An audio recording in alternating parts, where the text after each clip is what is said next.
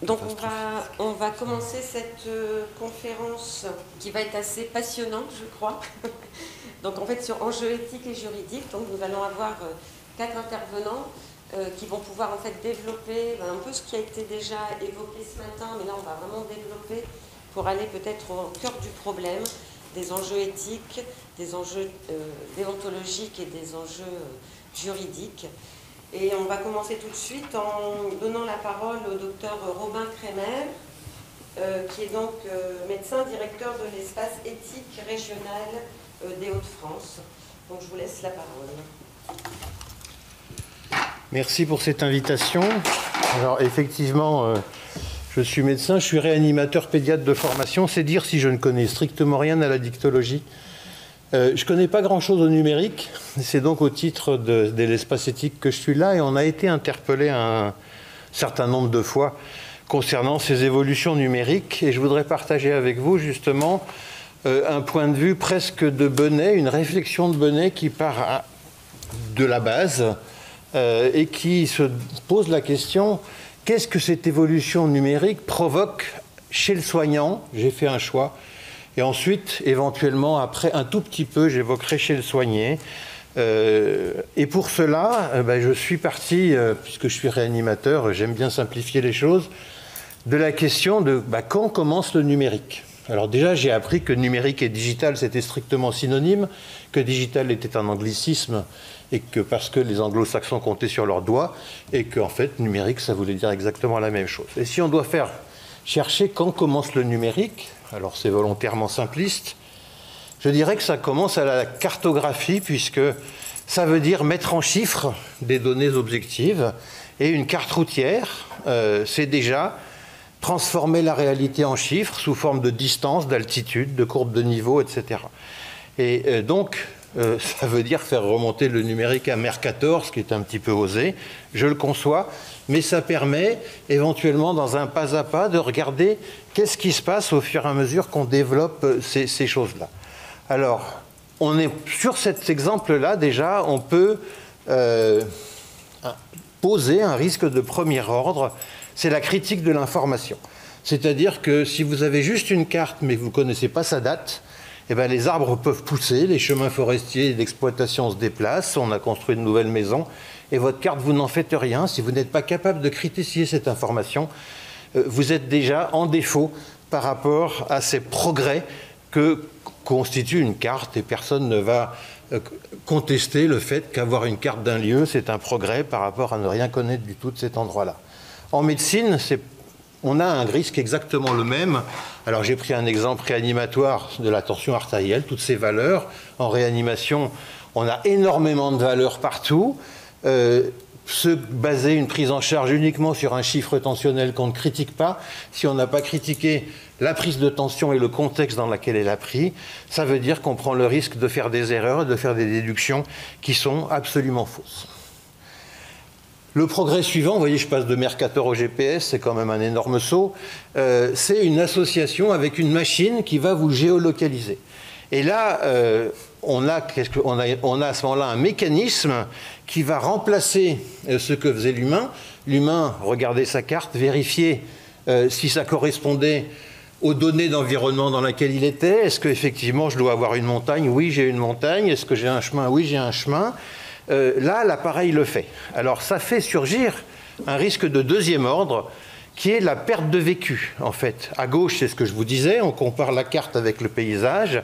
Quand vous suivez un GPS, et on en a tous fait l'expérience, il arrive qu'on arrive quelque part, mais on ne sait absolument pas comment on y est arrivé. On serait bien incapable, d'ailleurs, de refaire le chemin. Et pourtant, on est arrivé, et on est arrivé au bon endroit. Donc une performance qui augmente, mais une perte de vécu, une perte d'expérience et l'incapacité de le reproduire sans l'appareil. La question peut se poser, est-ce que c'est une intelligence? Alors, la réponse est non. C'est une machine. C'est un calculateur qui vient faire soulager l'homme dans un domaine extrêmement précis, prévisible, et qui compare les données, la position avec la position sur le GPS. On est donc là, dans un rapport homme-machine, qui pose ses propres questions, mais qui n'est pas spécifique du numérique, la maîtrise de la machine, etc. Alors, Un pas de plus, c'est les algorithmes d'aide à la décision. Sous cette forme-là, je suis désolé, c'est encore un exemple de réanimation, mais à gauche, vous avez un algorithme pour la deuxième phase du choc septique, peu importe. Vous voyez qu'ici, on a des conditions binaires. S'il y a ci, vous faites ça. S'il y a ça, vous faites ci. Finalement, ce n'est pas très différent des algorithmes qui étaient dans la poche de l'interne dans un carnet. On a beau numériser l'affaire, on a beau le mettre à disposition au lit du malade sur le scope, on est dans des rapports qui sont des rapports avec la norme et avec l'expérience collective qui a été formalisée sous forme d'algorithme, mais dans lesquels la machine intervient peu. Ceci dit, l'étape d'après, c'est le système expert. Et le système expert vient combiner ce risque du premier ordre, c'est-à-dire la sacralisation de la donnée, sauf que la donnée, comme on ne la voit plus, on ne peut plus la contextualiser. Et ensuite, on a l'affirmation d'un logiciel qui vient vous dire, voilà, vous avez 97% de chances que ce soit une pneumopathie, etc., avec une occultation des données contextuelles. Vous voyez que la sacralisation de la donnée, l'occultation des données contextuelles fait qu'on a de plus en plus de mal, justement, à faire ce qu'on nous demande, c'est-à-dire d'interpréter et de critiquer la donnée. Le 11 mai 1997, Kasparov a été humilié par Deep Blue, et ça a provoqué un séisme. Les gens ont dit, ça y est, les machines sont plus fortes que le champion du monde d'échecs. Alors oui, ça a été un retentissement, ça a eu un retentissement important. Il est important de savoir, ou de se souvenir, que Deep Blue n'a pas gagné, c'est Kasparov qui a abandonné. Et d'ailleurs, il a fait une bourde pendant la partie, il s'en est aperçu, et il a été obsédé pendant la partie cruciale avec cette bourde, et à un moment donné, il s'est dit « je ne peux plus gagner », et il a abandonné à ce moment-là, provoquant sa défaite sur la moyenne de toutes les parties. Là, on a, face à la machine, une conséquence qui fait que la machine n'a pas d'affect. La machine, elle ne se préoccupe pas de savoir si elle a toujours raison, elle déroule son algorithme. Deep Blue avait appris tout seul à jouer aux échecs, hein, c'était de l'intelligence, enfin il avait appris un certain nombre de parties, mais en fait on ne sait pas si Deep Blue a gagné, mais on sait que Kasparov a perdu, et là le nœud, en l'occurrence, on ne sait pas si effectivement Deep Blue a été plus fort aux échecs, ou si n'ayant pas d'affect, il a eu un avantage par rapport à Kasparov. Alors ça pose la question du mode de fonctionnement de ces intelligences, et vous avez sur ce schéma schématisé d'un côté la façon dont sont alimentées les bases de données et de l'autre côté le type d'apprentissage. Le plus simple, mais là on est dans quelque chose qui existait déjà par l'expérience scientifique ou l'expérience clinique qu'on pouvait acquérir, c'est l'alimentation préalable, fixe. On met dans une machine la somme des connaissances à un instant T. Et puis on indique à la machine comment raisonner, et on y rentre finalement, ce que je montrais tout à l'heure, un algorithme tout près, un algorithme décisionnel qui fait que la machine est tout à fait prévisible, elle prend en charge une tâche humaine de manière plus rapide et plus efficiente, mais dans les clous de ce que l'homme lui a appris. On a des modes d'alimentation dynamiques avec incrémentation humaine, c'est-à-dire qu'elles apprennent toutes seules, mais on les nourrit, mais on peut avoir aussi des absorptions automatisées, c'est-à-dire que une étape de plus, la machine ramasse ce dont elle dispose. Et comme type d'apprentissage, le top du top, c'est ce qu'on appelle le deep learning en anglais, c'est-à-dire l'apprentissage par boucle de renforcement, c'est-à-dire que la machine va apprendre tout seul. Alors ça a été réalisé pour les échecs, pour le Go, la machine qui a battu le champion du monde de Go a appris toute seule à jouer au Go. Elle s'est fournie, elle s'est nourrie de toutes les parties de Go disponibles, et puis on ne lui a rien dit, par boucle d'auto-renforcement, elle a compris comment il fallait jouer au Go. Et là, en l'occurrence, le risque qui arrive là, c'est l'effet boîte noire. C'est-à-dire que si la machine se nourrit toute seule et qu'elle détermine elle-même par boucle d'auto-renforcement les conditions de validation de ses attitudes, on peut aboutir à une décision inexplicable. Et c'est là que j'ai entendu ce matin que, rassurez-vous, il y aurait toujours quelqu'un pour interpréter la donnée, Malheureusement, je pense que c'est faux. Les auteurs de science-fiction l'ont abondamment exploité. Là, vous avez un exemple d'une bande dessinée qui est toujours en vente d'ailleurs actuellement. C'est une bande dessinée récente. C'est un logiciel qui rend la justice et qui connaît beaucoup plus de choses que le juge. Et à un moment donné, dans l'histoire, le condamné, le prévenu est condamné à mort alors que ça n'existe pas dans le code du pays dans lequel se déroule l'action. Et les juges sont bien embêtés. L'ordinateur central a condamné ce justiciable à mort. La peine de mort n'est pas dans notre code. Ils se réunissent pour savoir ce qu'il faut faire et ils en aboutissent à la conclusion que la machine, connaissant bien plus de choses qu'eux, puisqu'elle connaît tout de la société, elle doit avoir ses raisons d'avoir condamné à mort, donc la peine doit être exécutée. Vous voyez, les science-fiction s'en est saisie, et je pense qu'on est à ce seuil-là, et quand on dit qu'il y aura toujours besoin de quelqu'un pour interpréter les données, c'est faire fi de cet effet boîte noire. Une fois que l'intelligence artificielle a rendu par un processus qu'on ne connaît pas, inexplicable, ça veut dire que ça ne peut pas être déplié, on ne peut pas remonter le fil, on a vraiment une rupture avec le réel et on n'est plus capable de critiquer ces décisions. Une étape de plus dans la sophistication, ce sont les systèmes communicants qui peuvent être privés ou ouverts, et c'est l'expérience du GPS amélioré qui va vous signaler, au fur et à mesure que vous progressez vers votre destination, un certain nombre de boutiques sur votre chemin où vous avez eu l'habitude d'aller, où vous avez cliqué sur Internet. Petit à petit, au fur et à mesure que vous avancez, on vous dit « Ah, vous avez un marchand de chaussures que vous aimez bien, là, vous avez... » etc. Et là, on est dans un risque de troisième ordre, qui est un risque d'expérience induite, qui n'est pas produite par la réalité, mais qui est produite par la machine. Et on peut se retrouver, même dans un exemple aussi simple que ça, dans une navigation virtuelle, alors qu'on marche réellement dans une ville, qu'on veut aller quelque part et que, éventuellement, la machine vous en détourne. Vous n'aviez pas prévu d'acheter des chaussures, mais on vous a dit que vraiment, là, il y avait une bonne promo et vous allez éventuellement aller acheter des chaussures. Ça nous amène au big data. Alors, les big data, on en parle beaucoup. Qu'est-ce que c'est? Ça a été dit ce matin. De toute façon, les Français, ils donnent déjà beaucoup plus de choses qu'ils ne pensent au big data. Ça veut dire que, par la circulation Internet, effectivement, les gens donnent une foule d'informations qui transitent par des nœuds. Alors, c'est ce qu'on appelle les GAFA, Google, Amazon, Facebook, Apple, etc. Qui détient ces nœuds est capable d'exploiter en masse les données qui s'y passent, connaît énormément de choses.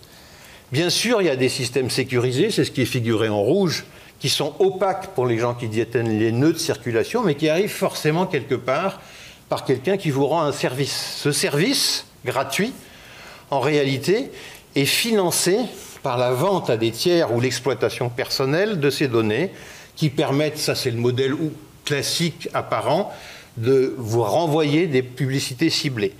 Et on voit que sur ce modèle-là, l'anonymisation est un pur mirage. Effectivement, c'est anonyme. Effectivement, les gens qui détiennent ces données ne savent pas qu'elles appartiennent à nom, prénom, adresse, etc. Mais elles sont capables, lors de l'exploitation de ces données, de définir un profil tellement précis ensuite qu'en retour, quand on vise le profil avec la précision que permet la machine, on est sûr de tomber sur vous, ou qu'en tout cas, vous êtes sûr de vous retrouver au milieu du groupe qui a été ciblé. Donc l'anonymisation, en l'occurrence, protège votre nom, votre adresse, mais ne vous protège absolument pas du retour, puisque le retour est tellement bien fait qu'en visant l'avatar dans la 4e dimension, on touche la cible réelle.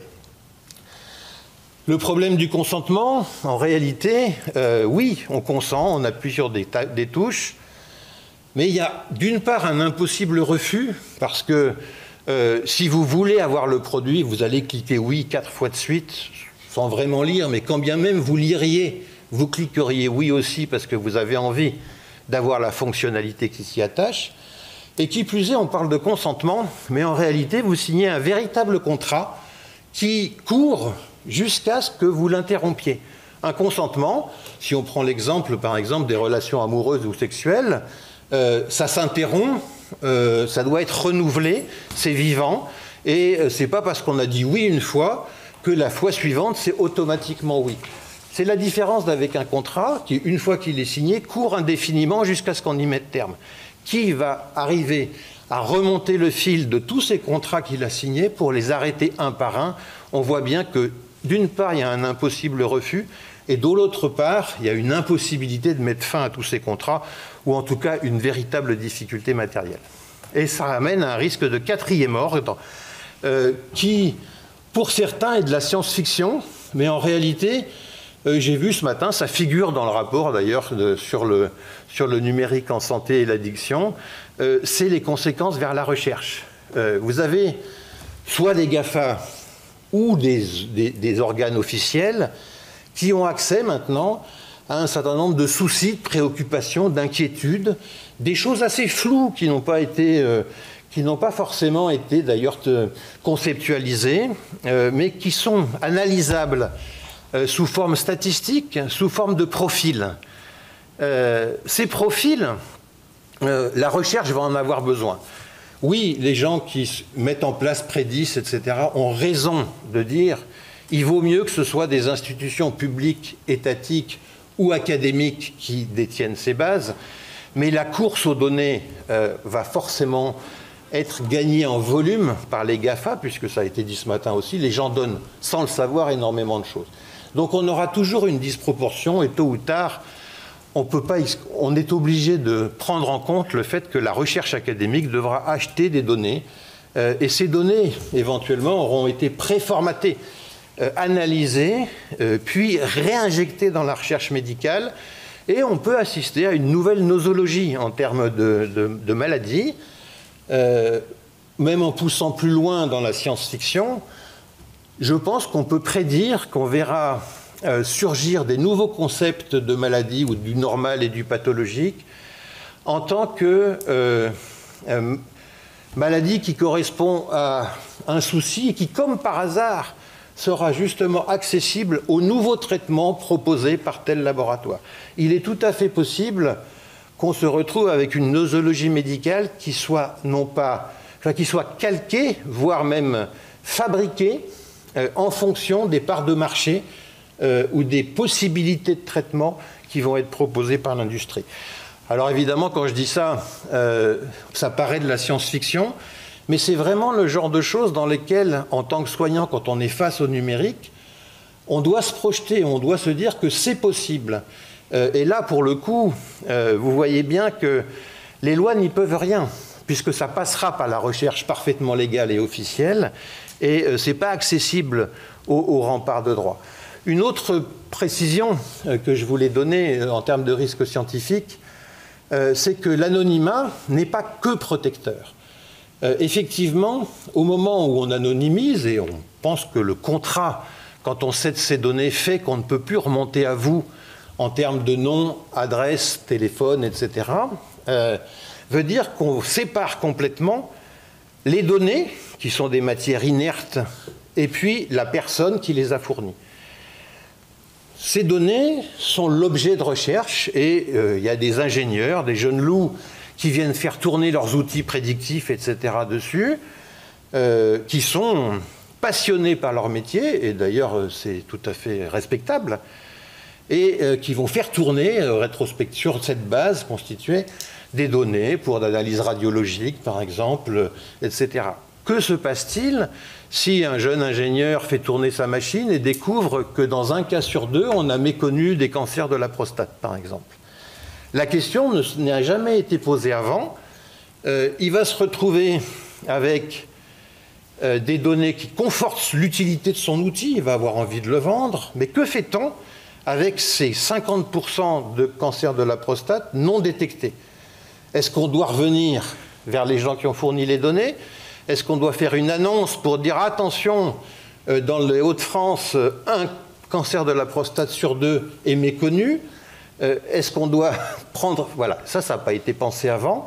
Il y a une séparation complète, les données sont considérées comme inertes parce qu'elles ont été anonymisées. On perd de vue qu'elles sont quand même issues du vivant et que c'est quand même relié à quelqu'un, mais on a coupé le lien. Vous voyez que l'anonymisation n'a pas que des avantages et ce n'est pas protecteur de tout.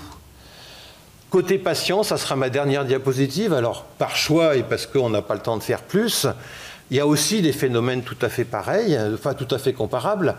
Le vieux modèle, c'est plainte que le médecin transforme en symptômes en le replaçant dans un référentiel préexistant, il en fait des syndromes, etc. Là, on voit que côté patient, on va rentrer directement au niveau du symptôme, sans parler de plainte, sans considération de la plainte. Il rentre dans sa cabine, on passe directement, valeur chiffrée statistique, en fait, c'est un effet direct, sans critique, ça va être directement projeté dans un référentiel statistique. Et puis tous les outils de surveillance de la compliance, l'autre vision possible de la part du patient, c'est le flicage automatisé, etc. Donc je ne développe pas tous ces aspects sur le patient, ça prendrait plus de temps, mais c'est des aspects qui existent aussi. Quant aux nanotechnologies, on est là dans les problématiques de dialogue direct homme-machine, et très vite on peut basculer dans l'homme augmenté. Là aussi, c'est de la science-fiction, mais pas tant que ça. Voilà, je vous remercie. Je vais maintenant laisser la parole au docteur Philippe Paradis, donc praticien hospitalier, médecin DIM du territoire du GHT de psychiatrie Nord-Pas-de-Calais. Voilà, merci Philippe. Bonjour. Donc, moi, sur un plan un peu pratique, je vais essayer de vous faire part des questionnements qui sont les miens et ceux des collègues un peu aujourd'hui, et ce qui me revient des professionnels avec qui on travaille, dans la mise en place donc, de l'e-santé. Alors, il m'apparaît nécessaire de prendre un peu de temps pour cadrer, pour évoquer pour moi des concepts qui me paraissent utiles et nécessaires pour pouvoir développer mon questionnement qui va être effectivement sur mon rôle en tant que soignant dans l'accompagnement des patients dans ce qu'on est en train de vivre, donc dans la e-santé. Alors aujourd'hui, voilà, c'est lancé, la e-santé, on est dedans, hein, c'est plus un projet, c'est du présent. On nous la vend, on nous la présente comme la solution pertinente pour répondre à tout un ensemble de défis que doivent relever les systèmes de santé. Ça a vraiment beaucoup de vertus dans l'évolution de la démographie médicale, dans les inégalités territoriales, dans la prise en compte de l'augmentation de la prévalence des maladies chroniques, dans l'accompagnement et le traitement du vieillissement de la population, de la prise en charge de la dépendance. Il n'y a guère que sur le coût, finalement, on n'est pas certain que ça puisse réduire les coûts, même si on l'évoque beaucoup. Alors, moi, je vais centrer mon intervention sur les systèmes d'information hospitaliers, les SIH, et essentiellement sur les échanges et le partage des informations. Voilà. Et puis, avec toujours en arrière-plan la question, mais pourquoi faire, quoi ? À quoi ça sert ? Et en tant que patient ou en tant que soignant, à quoi ça sert pour moi ce que je suis en train de vivre ? Alors, la donnée de santé, qu'est-ce que c'est qu'une donnée de santé ? Donc là, aujourd'hui, c'est défini par la RGPD. On sait qu'une donnée, de toute façon, elle doit être à un moment générée, puis elle est collectée, ensuite on la nettoie, on la stocke, on l'exploite, on l'analyse et enfin on la diffuse. On sait très bien aujourd'hui que la chaîne de valeur de la donnée est constituée des maillons qui sont l'appropriation, l'analyse, l'enrichissement et enfin l'activation. Alors, la donnée, ça commence quand ? Aujourd'hui, on parle de données de santé à caractère personnel. La donnée de santé, ça commence en 1660 avec John Grant, en fait, un statisticien de l'époque, enfin, à qui Charles II, le roi d'Angleterre, pose la question simple, mais finalement, de quoi meurent mes sujets ? Voilà, et c'est le début du questionnement et de la traçabilité des informations. On verra qu'avant, les données de santé, elles étaient relativement peu saisies. Ce qu'on prenait, c'était plus des données de gestion sur des sortes de registres. Donc, petit à petit, le contexte sociétal et les représentations évoluent, puisque ce qui était le naturel à cette période au XVIIe devient le normal au XIXe avec toute l'avancée des mathématiques. Enfin, nous, en France, l'homme Quetelet, etc., la norme, l'homme de la moyenne. et tout ça va se transformer, ces données, parce qu'elles s'accompagnent des enregistrements de signes, ça vient d'être dit, mesurables, comparables à des normes standardisées. Donc on va vers une standardisation. Sa mission, ces données de santé qu'on enregistre ou qu'on conserve, à anticiper des besoins d'information à venir pour assurer le suivi de la personne qu'on suit, et ça part d'un processus de pensée et de prise de décision. En fait, tout ça, dès le début et encore aujourd'hui, révèle la transformation du discours du patient en un récit significatif pour lequel on met en ordre donc ces données collectées. Donc j'ai beaucoup de données et je me pose la question de savoir est-ce que cette information est utile ou pas, mais finalement à quel moment est-ce que je peux savoir qu'une information est utile ou pas. Ce que je sais par contre, c'est que je ne comprends que ce que je connais, et ça a été évoqué préalablement dans les risques qui viennent d'être présentés. Alors, comment on a conservé ces données? Alors, c'est la petite histoire du codage des données. Alors, la mémoire du médecin et notre tradition historique, c'est l'oralité. L'écrit n'avait pas de place, je l'aurais dit précédemment, sauf dans les registres, et l'écrit servait exclusivement à recueillir le savoir médical et la connaissance. Alors, il y en a bien des médecins arabes au IXe siècle qui commencent à relater. La notion de dossier médical, c'est le XVIIIe siècle. Et en France, entre parenthèses, pour la médecine générale, l'obligation, je ne sais plus si c'est 1995 ou 2002. Enfin, de toute façon, c'est quand même assez récent. Donc, ce dossier médical, il servait à assurer la mémoire du médecin qui prenait en charge le patient. Il était tout seul et c'était simplement un soutien de mémoire. Progressivement et à la fin du XXe siècle, on a eu tout le développement autour du dossier patient structuré, parce qu'on a commencé à travailler avec d'autres personnes, et toutes ces personnes devaient utiliser cette information que l'on partageait. Les objectifs du dossier, ils ont toujours été clairs, c'était un aide-mémoire, une base de coordination de soins et des actions, un outil de traçabilité pour des aspects légaux ou après de qualité, un recueil d'informations standardisées, à visée de recherche ou d'évaluation, un lien avec des systèmes d'alerte, un outil d'évaluation des pratiques professionnelles, et éventuellement un outil de création de cas types. Voilà. Donc, quand on a constitué les dossiers, ils répondaient à des objectifs qui étaient clairement annoncés. On sait pourquoi on crée des dossiers. On a vu à la fin du XXe siècle qu'on nous a demandé d'avoir des dossiers communs. Et puis, on est arrivé rapidement après à la dématérialisation, et on a vu qu'on a dématérialisé, donc on a numérisé ces dossiers, fait des DPI, parce qu'il fallait, parce que c'était le temps de la numérisation. Ce n'était pas du tout dans un souci particulier, c'était tout s'informatiser. Alors, j'ai le privilège d'être présent dans la création des dossiers patients depuis maintenant bientôt 40 ans. Donc, j'ai un peu vécu ce développement où on informatisait. Voilà. Je me souviens d'une publicité extraordinaire, Macintosh. Apple a inventé Macintosh, et j'ai vu après arriver des Macintosh dans les bureaux des médecins, des hôpitaux, financés par des laboratoires à l'époque, en n'étant absolument pas interconnectés avec le reste du système d'information hospitalier, qui était purement de gestion. Autre concept extrêmement important, le secret. Alors, le secret, c'est un pilier de la médecine occidentale. Alors, le secret, il accrédite une légende dorée extrêmement intéressante, qui est l'idée séduisante qu'une population, quelques professionnels, auraient décidé de se soumettre spontanément à une obligation indispensable à la pratique, non imposée par l'extérieur. C'est quand même très très valorisant. Donc c'est une profession qui s'est dit, alors que personne ne lui demandait rien, nous allons nous taire.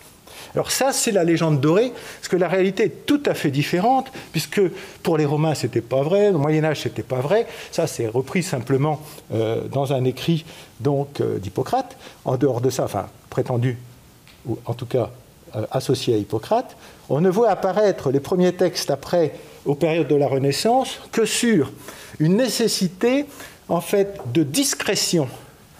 La discrétion est une sage précaution. Ce n'est pas un devoir moral. Si je me tais, je risque moins d'avoir des ennuis. Donc, autant jadis, c'était plutôt intéressant d'être discret. Et c'est Napoléon, dans son code pénal de 1810, qui va inventer le secret médical général et absolu. Et il l'invente, pas par hasard, il l'invente parce que c'est un moment où l'intérêt privé pour la protection de l'intimité est nécessaire, Et il l'invente aussi parce que c'est un moment où, pour l'intérêt de la société, pour le collectif, le secret est plus avantageux que l'absence de secret. Donc, c'est un moment où le collectif et l'individuel s'associent dans les représentations du moment pour dire que le secret doit être absolu. C'est une période où on commence à pouvoir soigner un peu les gens, où un certain nombre de maladies infectieuses et notamment épidémiques continuent à se développer, et où finalement l'accès aux soins devient prioritaire. Et le meilleur moyen d'accéder aux soins, c'est le secret. Louis Porte disait il n'y a pas de confiance sans... de confidence pas de médecine sans confidence, pas de confidence sans confiance, donc la confiance est nécessaire à la médecine. Le premier code, il se passe pendant tout le XXe siècle, on va avoir tout un tas de mesures d'action sanitaire et sociale qui vont remettre en cause le caractère absolu et on va commencer à arriver vers un état controversé. Alors il va se passer tout un tas d'autres choses, l'apparition et l'autonomisation des professionnels de soins, le début des fonctionnements de l'équipe de soins, j'en parlerai pas, je vais juste parler de la caractéristique spécifique du secret médical ou soignant, qui relève de la médecine, c'est que le médecin est le créateur de l'information. Cette particularité notable par rapport aux autres professionnels, qu'ils soient affectifs, pécuniaires, des affaires, juridiques, c'est la raison même de la compétence du professionnel de soins qui a pour mission de décoder la maladie, et donc c'est le soignant, c'est le médecin qui a aptitude à créer l'information. C'est-à-dire que cette spécificité du secret médical, c'est que le médecin a la maîtrise de l'information médicale relative à la personne, il en est le créateur. C'est pour ça que depuis le 19e, c'était moins ce que c'est le patient, donc les confidences, que ce que c'est le médecin qui était en jeu. Et l'habituel fait que je ne peux pas, alors le secret bien évidemment ne s'oppose pas au patient, mais le patient ne peut pas m'autoriser à parler puisqu'il ne sait pas ce que je vais dire. Alors cette règle a assuré le médecin pendant très très longtemps la clé d'interprétation et il était le dépositeur, puisque le créateur, de cette information. Alors avant 2002, avant la loi Kouchner, en France, ce secret médical avait un triple fondement. Le fondement sociologique, puisque la violation du secret entraîne un trouble pour l'ordre public, ce qui n'est pas vrai dans tous les autres pays d'Europe. Et ce qui amènera un de mes questionnements tout à l'heure, c'est jusqu'où doit-on aller dans la mondialisation ? Pourquoi doit-on se normaliser avec le reste du monde ? Enfin, on le fait, de toute façon, je l'ai dit, les dés sont jetés. Un fondement psychologique. Le but authentique est de protéger la vie de l'individu dans ce qu'elle a d'intime et de caché. Et un fondement juridique qui s'appuie sur des textes, essentiellement le code pénal. Alors aujourd'hui, et je cite Dominique Touvenin, dans notre société, on ne considère plus que le médecin est par nature le légitime interprète des intérêts du patient. Aujourd'hui, c'est au patient de prendre parti sur la manière dont il entend que ses intérêts sont servis. Donc le malade n'a plus à lutter contre le médecin pour être au courant de sa maladie, mais il a par contre intérêt à se défendre contre tous ceux qui ont intérêt à connaître son état de santé le plus précisément possible. Et c'est là où se pose pour moi la question de quel est mon rôle vis-à-vis de mon patient ?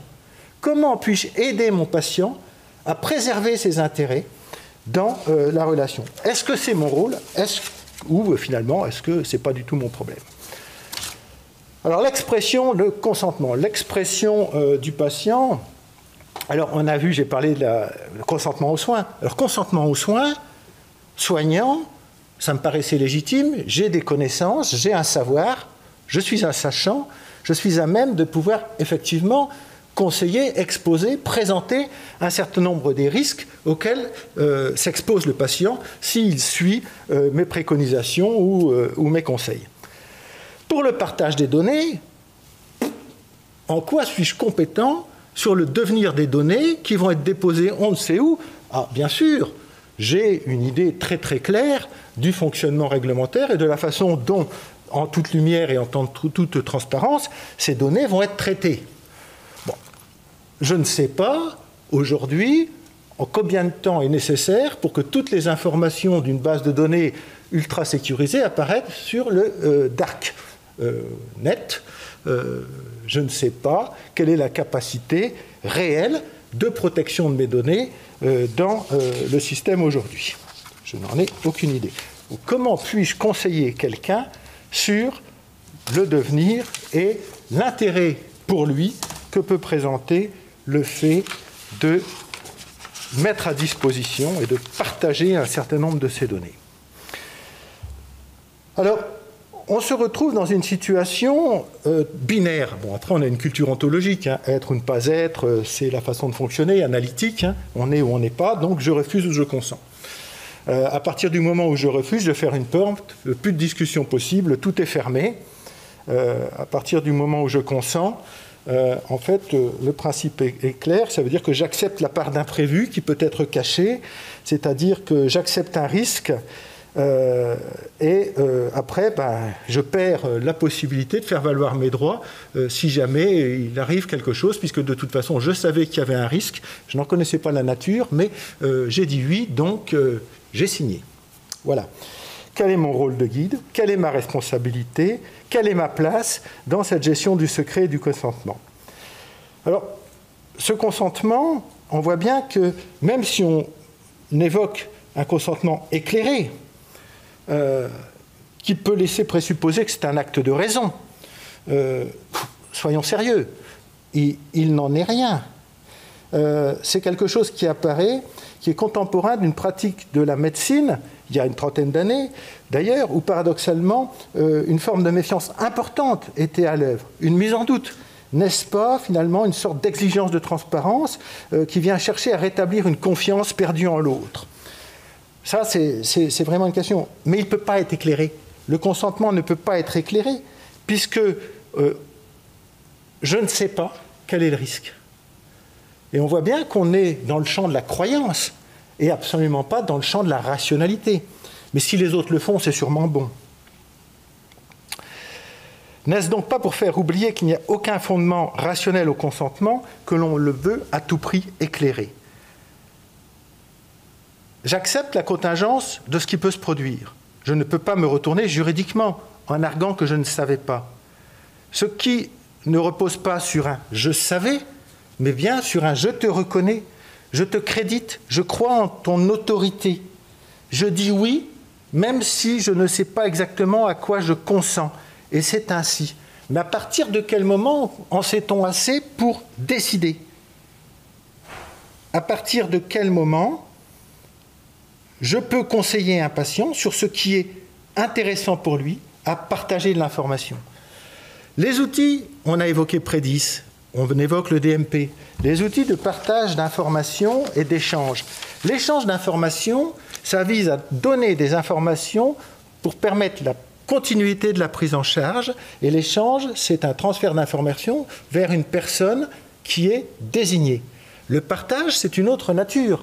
Je vais porter sur une plateforme, quelque part, des informations qui potentiellement pourront être utiles aux patients dans le cas d'une prise en charge ultérieure par d'autres personnes lesquelles je ne partage pas, pour lesquelles je ne sais pas forcément qui va y accéder. On voit bien qu'on est dans deux schémas différents. La lettre de liaison, telle qu'elle est préconisée aujourd'hui par la Haute Autorité de Santé, est un outil d'échange fort utile, légitime. Une fin de prise en charge, continuité de prise en charge, je transmets des informations. De mon point de vue, ce n'est en rien un outil de partage.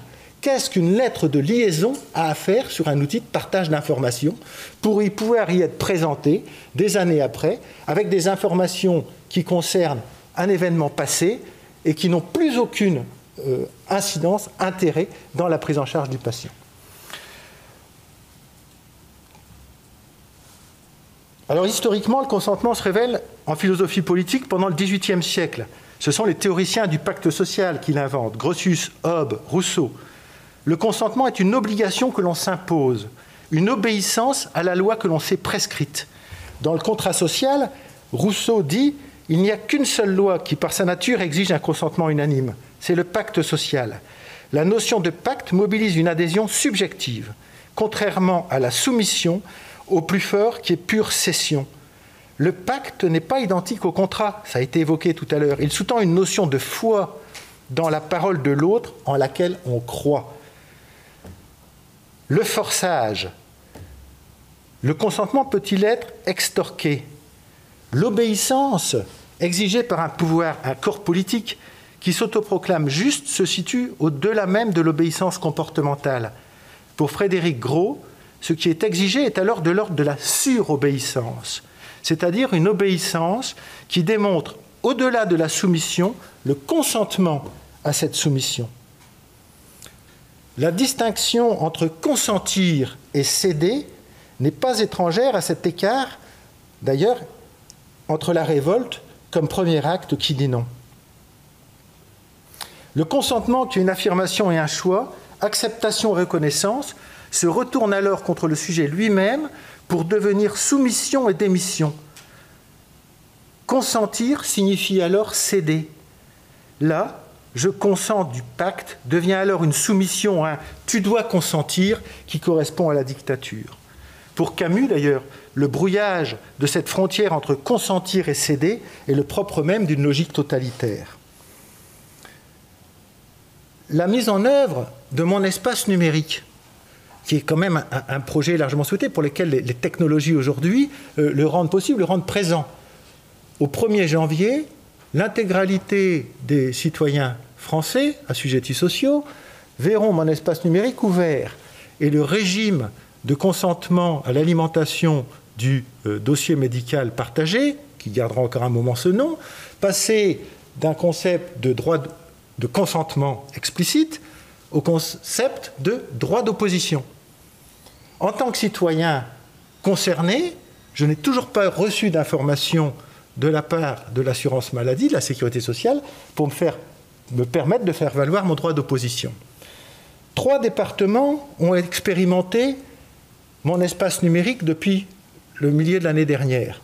3,3 millions d'habitants. Sur ces 3,3 millions d'habitants, 160 000 usagers l'ont utilisé, plutôt bien utilisé. Et on nous dit qu'il n'y a eu que 0,7% d'opposants. 160 000 usagers, ça fait 5%. 5% d'utilisateurs de la population. Et 0,7% d'opposants, 23 000. Moi, toute la connaissance que j'ai de psychologie sociale et des habitudes montre que les opposants en général, à tout et à rien, sont plutôt de l'ordre de 2 à 5%. Si, sur quelque chose d'aussi profond, la seule opposition présentée est inférieure à 1%, c'est quand même très étrange.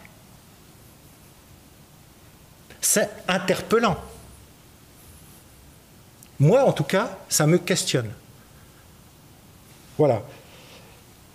Alors, je voudrais finir cette intervention, parce que je pense que je suis arrivé à mon temps, par un peu d'humour bruxellois, parce que ceux qui pratiquent un peu les Belges savent que les Bruxellois disent « non peut-être ».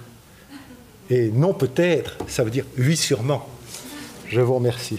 On va passer à l'intervention suivante. Donc, Dr Verfailly, médecin conseil, donc chef de service à la direction régionale du service médical Hauts-de-France, qui va aussi nous apporter un regard, un autre regard sur la question éthique et juridique. Bonjour, donc Florent Verfailly, donc je suis effectivement médecin conseil, chef de service à la direction régionale du service médical Hauts-de-France, donc l'assurance maladie. Moi, je vais vous parler des bases de données que nous utilisons dans notre pratique quotidienne. Mais pour pouvoir vous expliquer vraiment tous les tenants et les aboutissants de ces bases de données, je dois revenir un petit peu en arrière et vous expliquer ce qu'est l'assurance maladie, parce que je discutais d'ailleurs là en marge de cette table ronde avec quelques intervenants, et effectivement l'assurance maladie n'est pas si bien connue qu'on pourrait le croire. Alors d'abord, ce qu'il faut savoir, c'est que la sécurité sociale, c'est un ensemble d'organismes de droit privé qui sont quand même chargés d'une mission de service public, donc ce n'est pas l'État. Et cette galaxie d'organismes est gérée en fait par les partenaires sociaux. Alors l'État intervient évidemment, puisque avec un budget de 470 milliards d'euros qui est supérieur d'ailleurs au budget de l'État, qui lui est de 350 milliards, il est évidemment nécessaire que l'État puisse intervenir. Et donc lui, il intervient pour contrôler la légalité des mesures adoptées par ces organismes. Donc le régime général, c'est une partie de la sécurité sociale, il couvre 90% de la population. Et il est constitué de 6 branches. Alors je suis désolé, sur le schéma, il en manque une parce qu'elle est récemment créée, c'est la branche autonomie. Et donc deux de ces branches sont gérées par l'assurance maladie, par la Caisse nationale d'assurance maladie. Il s'agit de la branche maladie et de la branche risque professionnel. Donc on va faire un petit focus, on va descendre un peu dans l'organigramme. Et voilà, et apprécier aussi la complexité finalement de la structure de l'assurance maladie. Voilà, puisque l'assurance maladie, sa mission c'est de protéger durablement la santé de chacun, d'assurer la prise en charge des dépenses de santé, c'est la partie qui est très connue, et de garantir également l'accès aux soins. L'assurance maladie mène des programmes de prévention, elle contribue aussi à la régulation du système de santé français. Dans le milieu professionnel, on intervient également pour renforcer les dispositifs qui protègent les salariés les plus exposés ou les plus fragiles. Et on a un rôle de régulateur pour concilier la meilleure qualité des soins et le meilleur coût. Donc en tête de ce réseau, on retrouve la Caisse nationale d'assurance maladie. Et ensuite, on retrouve en région des directions régionales du service médical, donc, dont je fais partie, en Hauts-de-France, qui elle-même est composée d'échelons locaux du service médical, donc répartis sur l'ensemble du territoire des Hauts-de-France. Au niveau départemental, on a l'organe administratif qui est donc la plus connue, qui est la Caisse primaire d'assurance maladie, et qui, elle, est chargée de payer les dépenses de soins des assurés.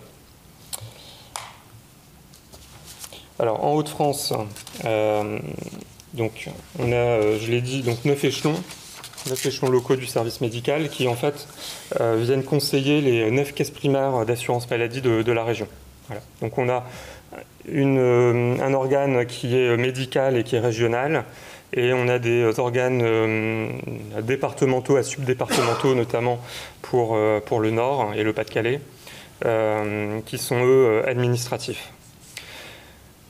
Le service médical, en fait, il délivre des avis médicaux sur les dossiers d'assurés. Il est dirigé par un directeur qui est un médecin, donc c'est le médecin conseil régional. Et donc on donne tout un tas d'avis, alors que ce soit sur des demandes d'affection de longue durée, des demandes d'invalidité, et sauf cas expressément prévu par la loi, en fait, on ne délivre jamais d'informations médicales aux caisses primaires d'assurance maladie qui n'ont pas accès au diagnostic afin de préserver le secret médical. Le service médical, de par son expertise et puis la connaissance des pratiques qui sont analysées au travers notamment de nos bases de données, concourt à l'amélioration de la qualité des soins puisqu'on propose tout un tas d'accompagnements des offreurs de soins, qu'il s'agisse des professionnels de santé, mais aussi des établissements privés ou publics. Et enfin, le service médical, il contrôle l'activité des offreurs de soins, donc il y a une dimension de contrôle également.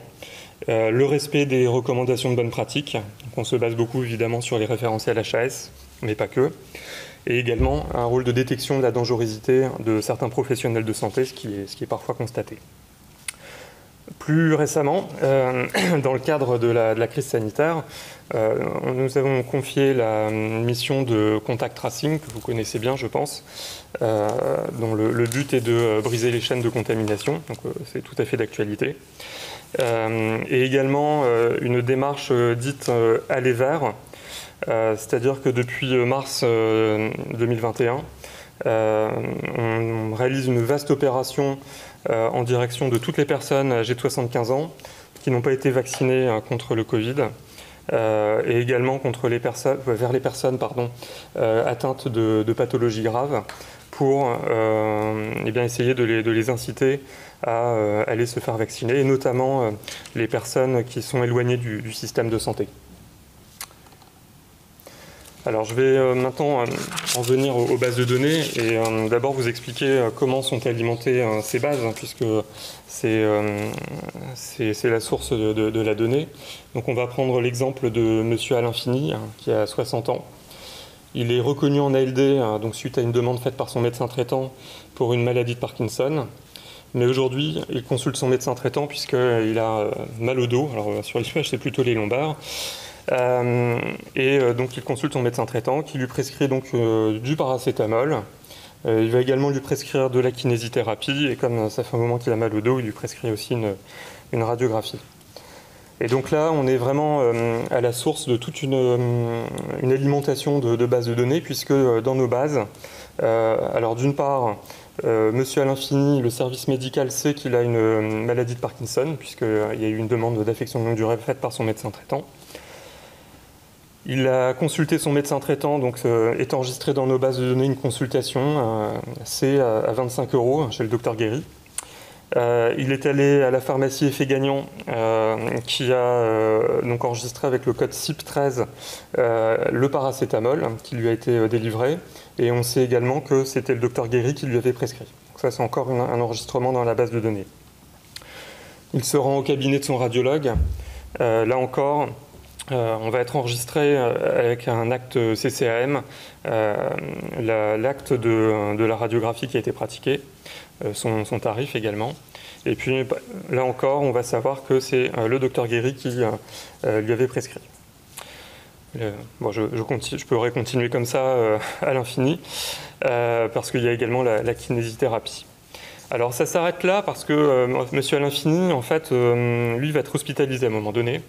Et du fait de la tarification à l'activité, l'assurance maladie de façon directe n'a pas accès aux bases nominatives du PMSI. C'est l'ATIH qui gère ces données. Et donc, pour le moment, ça s'arrête là.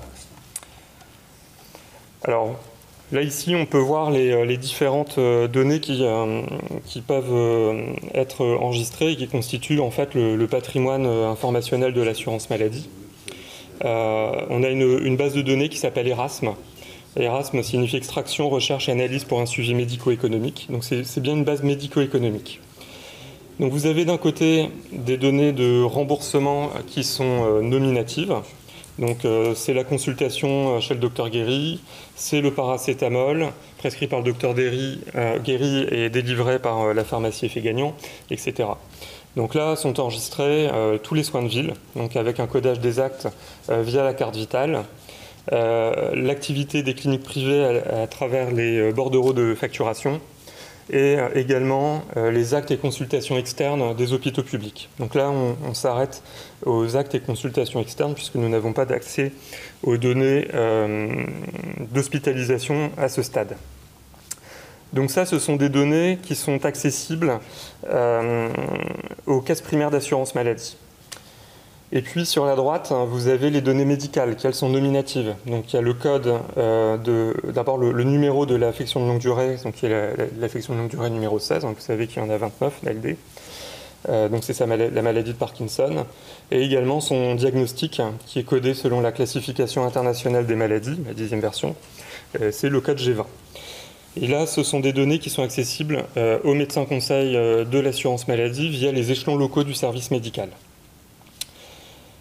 Et donc seul le service médical a accès à ces données. La caisse primaire, elle, n'est pas autorisée à traiter les données de santé, elle n'y a pas accès.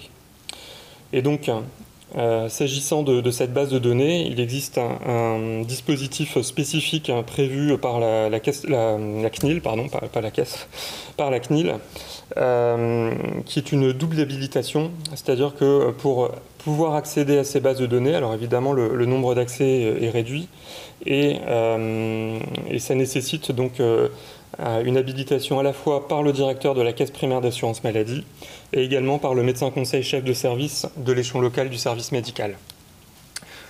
Sinon, on ne peut pas être habilité à cette base. À savoir, c'est que les données dans cette base Erasme sont conservées pendant 24 mois glissants. On a un accès de 24 mois à ces données qui sont bien nominatives. Alors à un moment donné, c'est quand même posé un certain nombre de questions, et donc notamment la dernière décennie du XXe siècle. Et c'était la nécessité de pouvoir avoir un suivi de la globalité des dépenses d'assurance maladie, et ce, tout régime confondu, puisque vous savez qu'il existe quand même plusieurs régimes, alors même s'ils ont tendance à s'unifier, mais voilà, l'histoire a créé un certain nombre de régimes. Donc, afin de permettre de mener des actions pour respecter l'objectif national de dépenses d'assurance maladie, qui est lui voté par le Parlement, la loi de financement de la sécurité sociale de 1998 a prévu de créer le système national d'information interrégime de l'assurance maladie, autrement dit le SNIRAM. Ses caractéristiques, d'abord, c'est d'être exhaustif sur tous les régimes en ville et à l'hôpital, de pouvoir individualiser les bénéficiaires, les professionnels de santé et les établissements, de réaliser une pseudonymisation de ces identifiants bénéficiaires pour garantir la sécurité des données. Alors, j'y reviendrai après. Et de permettre un chaînage entre l'ambulatoire et l'hospitalisation. Alors ça, c'est effectif depuis 2006, mais c'est vraiment l'un des grands progrès de cette base de données, puisqu'elle permet d'apprécier le parcours de soins d'un patient entre ces deux mondes qui sont parfois assez étrangers quand même, à savoir la médecine de ville et l'hôpital. Alors tout ça a été bien évidemment validé par la CNIL en 2001. Alors c'est vrai que toutes ces évolutions, elles s'inscrivent dans un référentiel qui est quand même assez strict, et tant mieux. Je pense que la loi de 1978, elle a quand même été assez visionnaire, puisque 40 ans après, alors même si elle a été modifiée par le RGPD, mais l'esprit de cette loi est toujours là et finalement correspond toujours à certains principes qui continuent à s'appliquer. Alors en 2003, il y a un entrepôt de données qui a pu être créé, en tout cas au moins pour le régime général. Et en 2005 a été créé l'échantillon généraliste bénéficiaire, l'EGB, qui est en fait une reproduction de la base, mais avec un échantillon de 1,97e de la population. Alors pourquoi un 97e ?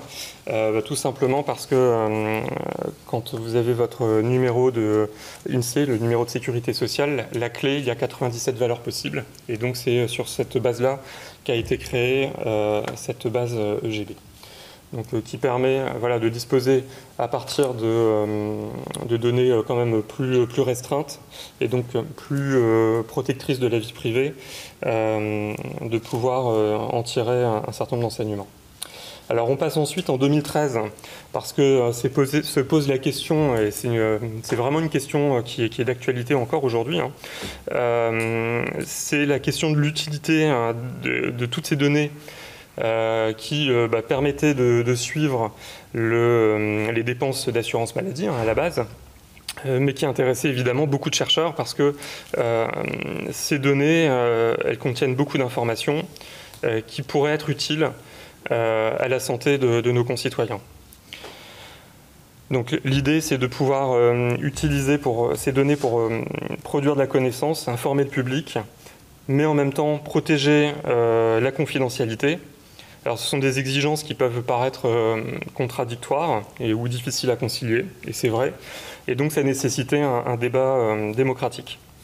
D'où donc ce rapport Pierre-Louis Bras en 2013 et la commission qui s'appelait Open Data un an plus tard, donc qui a permis à la fois d'ouvrir les données de santé tout en respectant la vie privée, je vais vous expliquer comment, et de permettre l'amélioration de la santé des citoyens et aussi d'analyser la dépense publique en termes de santé.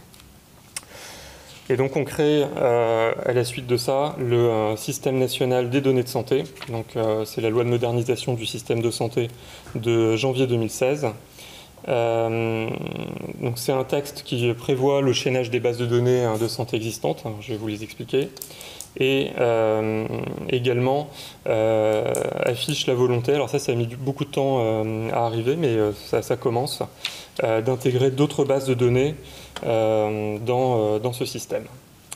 Alors les trois composantes historiques du SNDS aujourd'hui, donc ce qu'on distingue, c'est les bases de données historiques et puis les bases de données dites catalogues. C'est comme ça qu'on les appelle. Donc vous avez le DSIR, qui sont les données de consommation interrégime. Donc c'est ce que je vous ai présenté au début à travers la base Erasme, mais qui cette fois est interrégime. Donc c'est toutes les dépenses de ville et externes de l'hôpital. Et puis des cliniques privées également. Vous avez également, et on en a parlé tout à l'heure, le PMSI, qui est le programme de médicalisation des systèmes d'information, où là, nous avons les données d'activité des établissements. Et enfin, les données sur les causes médicales de décès qui sont récoltées par l'INSERM. Donc ça, c'est suite à la rédaction des certificats de décès par les médecins.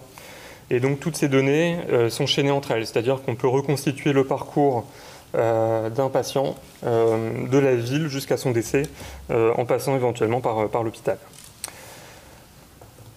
Alors parmi les données qui figurent au catalogue, alors certaines ne sont pas encore implémentées dans les bases, mais on va retrouver les données des systèmes d'information des MDPH, donc avec des données très intéressantes médico-sociales autour du handicap.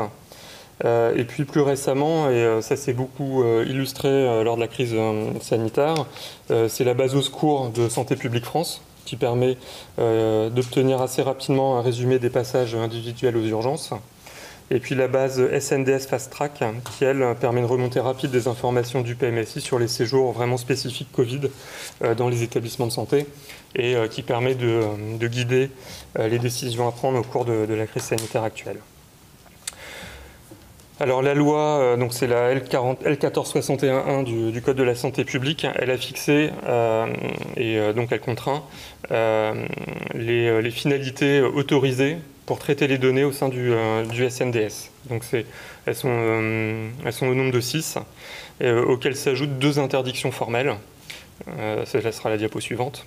Donc, les finalités autorisées pour traiter des données dans le cadre du SNDS, c'est l'information sur la santé, l'offre de soins, la prise en charge médico-sociale et leur qualité, la définition, la mise en œuvre et l'évaluation des politiques de santé et de protection sociale, la connaissance des dépenses de santé, d'assurance maladie et médico-sociale, donc ça c'était historique presque, l'information des professionnels de santé, des structures et des établissements sanitaires et médico-sociaux sur leurs activités, la surveillance, la veille et la sécurité sanitaire, donc fort utile en ce moment, mais pas que. La recherche, l'étude, l'évaluation et l'innovation dans les domaines de la santé et de la prise en charge médico-sociale. Donc ça, ce sont les finalités autorisées par la loi et donc on ne peut pas faire de traitement qui ne soit pas dans l'une de ces finalités. Alors, deux finalités explicitement interdites ont été ajoutées également, ont été dans le même texte. C'est la promotion des produits de santé auprès des professionnels de santé des établissements de santé, l'exclusion de garantie des contrats d'assurance ou la modification des cotisations des primes d'assurance. Voilà. Alors ce qu'il faut savoir, c'est que toutes les personnes qui traitent des données du SNDS sont soumises au secret professionnel dans les conditions et sous les peines qui sont prévues à l'article 226-13 du Code pénal, donc, qui punit d'1 an d'emprisonnement et de 15 000 € d'amende toute personne qui aurait révélé un secret. Et puis, par ailleurs, le SNDS étant constitué de données de santé donc à caractère personnel, les traitements de données qui s'en sont issus sont également soumises aux dispositions du chapitre 9 de la loi de 1978, et notamment dans sa dimension pénale. Donc, voilà, il y a quand même des risques assez certains à ne pas les respecter. Alors, qui peut accéder aux données du SNDS? Donc, c'était là tout l'intérêt du débat de 2013, c'est de permettre l'accès des données, parce que des données qui sont entreposées en grande sécurité auxquelles personne n'a accès n'apportent rien à la collectivité. Et donc, il fallait concilier ces deux paradigmes. Donc toute personne ou structure publique ou privée, y compris à but lucratif, peut traiter des données du SNDS sous réserve qu'elles présentent un intérêt public dans le domaine de la santé et après autorisation de la CNIL. Alors, Ces autorisations d'accès peuvent être plus ou moins fines, c'est-à-dire qu'on peut accéder soit à une partie du SNDS, donc l'échantillon généraliste bénéficiaire, donc les 1,97e de la population française. On peut accéder à uniquement une extraction de données du SNDS qui sont restituées avec des conditions de sécurité équivalentes. Et puis il existe aussi des dispositions spécifiques pour les industriels de santé et les assureurs, c'est-à-dire qu'ils doivent passer par un bureau d'études ou un organisme de recherche indépendant avec un cahier des charges à respecter, ou démontrer auprès de la CNIL que les modalités d'accès ne permettront pas d'utiliser le SNDS pour les deux finalités interdites de la diapo précédente. Alors tout ça est bien entendu sécurisé, puisqu'il existe un référentiel de sécurité depuis 2019 qui permet de protéger les libertés et les droits fondamentaux des personnes. Donc 6 principes garantissent la sécurité des traitements qui sont réalisés au sein du SNDS. La première, c'est la pseudonymisation des identifiants patients. Et en réalité, il s'agit d'une double pseudonymisation, c'est-à-dire que les pseudonymes sont repseudonymisés une deuxième fois. Cette procédure de pseudonymisation, qui est d'ailleurs assez chronophage, est réalisée et réalisée tous les 2 ans. Les utilisateurs donc ont une authentification forte, c'est-à-dire avec un dispositif tierce pour s'assurer que ce soit bien la personne qui accède aux données. Toutes les actions entreprises au sein du SNDS sont tracées et il est prévu donc des contrôles des traitements par le biais d'audits internes ou externes, avec évidemment là encore des conséquences pénales en cas de non-respect. Il y a une obligation de formation des utilisateurs. On n'accède pas au SNDS comme ça sans formation. Et en prime, en fait, il est interdit de sortir du portail du SNDS des données qui ne sont pas anonymisées. Alors vous allez me dire, oui mais vous avez dit que de toute façon c'était pseudonymisé. Donc je fais un petit focus parce qu'effectivement il ne faut pas confondre pseudonymisation et anonymisation. Donc la pseudonymisation, c'est le fait d'appliquer un procédé cryptographique qui va être irréversible et qui va donc masquer l'identifiant du patient. Donc, en l'occurrence, ce procédé il va être appliqué sur le numéro de sécurité sociale et de bénéficiaire de chaque patient.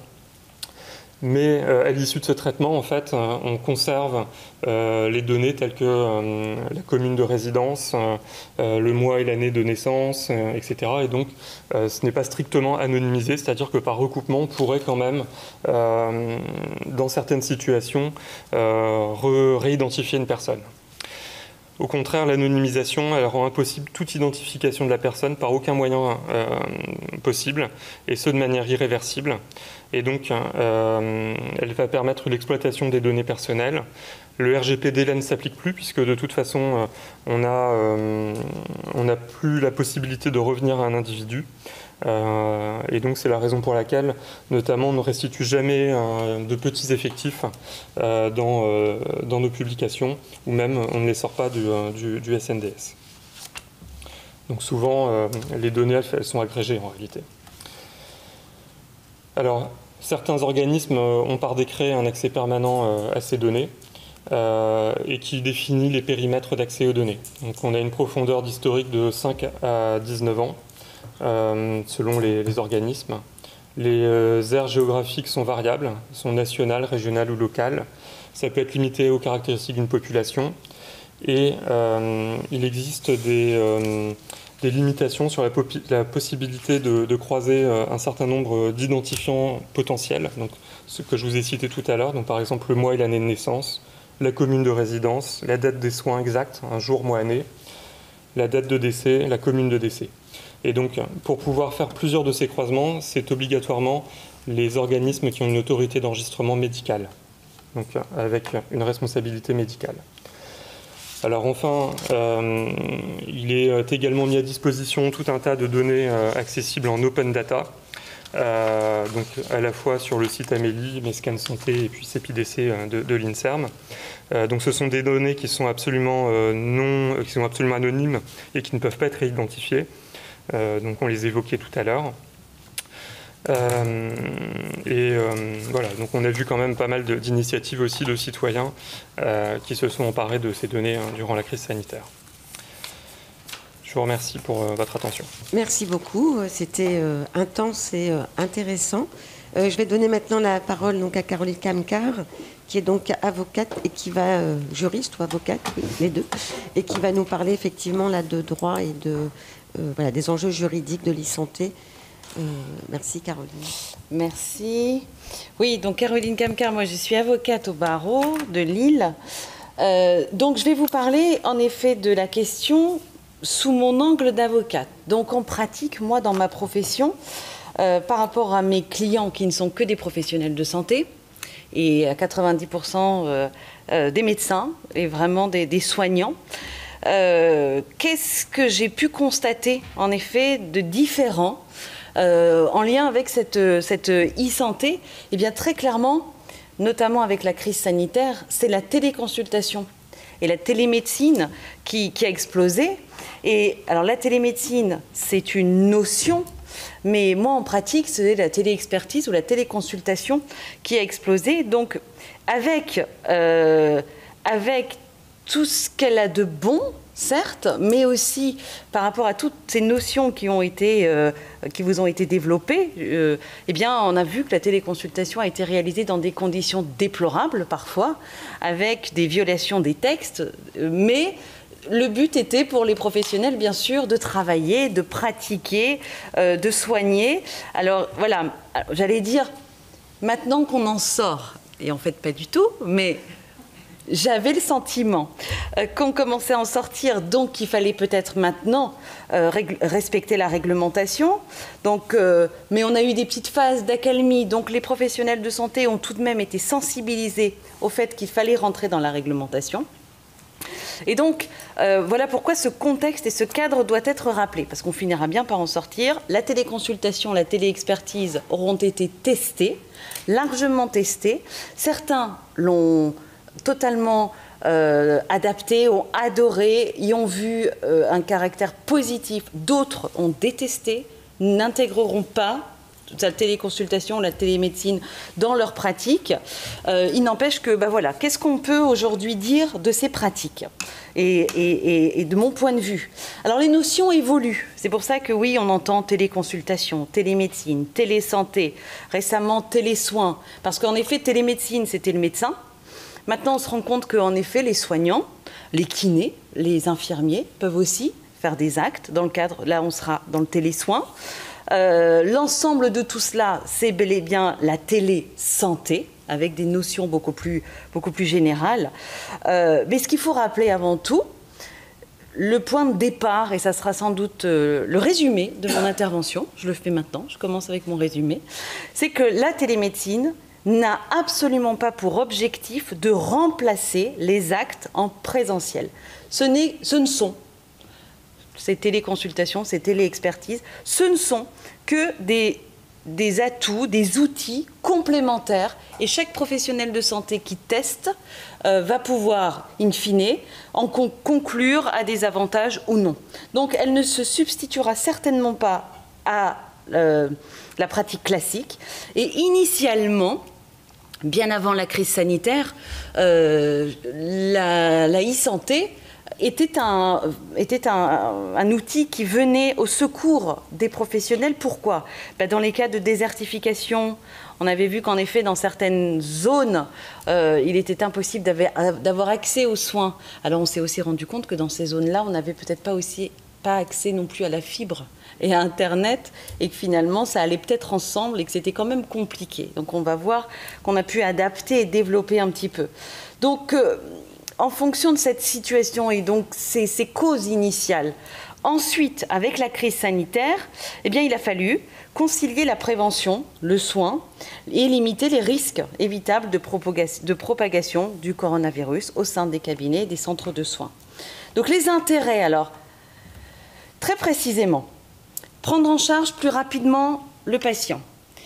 Éviter, ça c'est très important, le renoncement aux avis spécialisés, c'est-à-dire là, pouvoir faire même de la téléconsultation avec son médecin généraliste, dans le cabinet de son médecin généraliste, avec un médecin, un praticien spécialisé.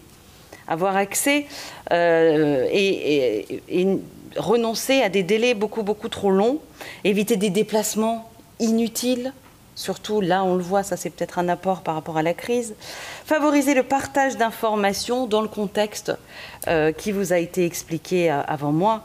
Demander des avis à des membres d'équipe, pouvoir, comme aujourd'hui, on le voit bien, pouvoir continuer à prendre en charge un patient de manière pluridisciplinaire, finalement sans se retrouver dans une même pièce, les RCP, etc. Comment discuter d'un cas sans perdre de temps, sans retard de diagnostic, retard de prise en charge, de manière efficace. Et bien voilà, la téléexpertise, la téléconsultation peuvent vous permettre de le faire. Alors j'y ajoute, alors ça c'est vraiment peut-être lié à ma pratique au quotidien, pour les professionnels, valoriser, optimiser certains actes qui n'étaient pas forcément facturés. En effet, la téléconsultation est une pratique, est une consultation qui est facturée. Et jusqu'à présent, alors je pense par exemple très concrètement dans le cadre de la dicto, vous avez beaucoup d'examens, vous avez des bilans, vous devez adapter des prises en charge de patients. À chaque fois, les examens, les bilans arrivent au cabinet, parfois après que le patient en soit parti. Eh bien, je me rends compte en pratique que mes clients, les professionnels de santé, les médecins, les soignants, doivent ensuite analyser ces données, éventuellement rappeler les patients, faire rappeler les patients, de nouveau prescrire et adapter des prescriptions. Et ces situations-là ne sont pas rémunérées. Et donc la télémédecine, par exemple, la téléconsultation pourrait parfaitement permettre à un professionnel de santé de, une fois qu'il a reçu ses examens, ses bilans, une fois qu'il les a étudiés, analysés, eh bien de programmer une téléconsultation avec son patient, lui expliquer ce qu'il en est, les conséquences, et puis pourquoi pas, et on le verra, envoyer une ordonnance, une nouvelle ordonnance par mail. Et là, nous sommes dans le cadre d'un acte qui serait valorisé, qui serait rémunéré, ce qui n'est pas le cas aujourd'hui très concrètement, je pense, pour la plupart des praticiens. Et quand on discute avec eux, ils vous disent « mais ça, je le fais le soir, ça, je le fais après ». Voilà, donc écoutez, on peut le faire aussi dans le cadre de consultation. Les exemples et typologies de téléconsulte. Alors, on a plusieurs formats de téléconsultation, en effet. D'abord, la première, le modèle peut-être le plus répandu, c'est dans le cabinet du médecin. Donc, des consultations vidéo, des applications via Doctolib, des plateformes, etc.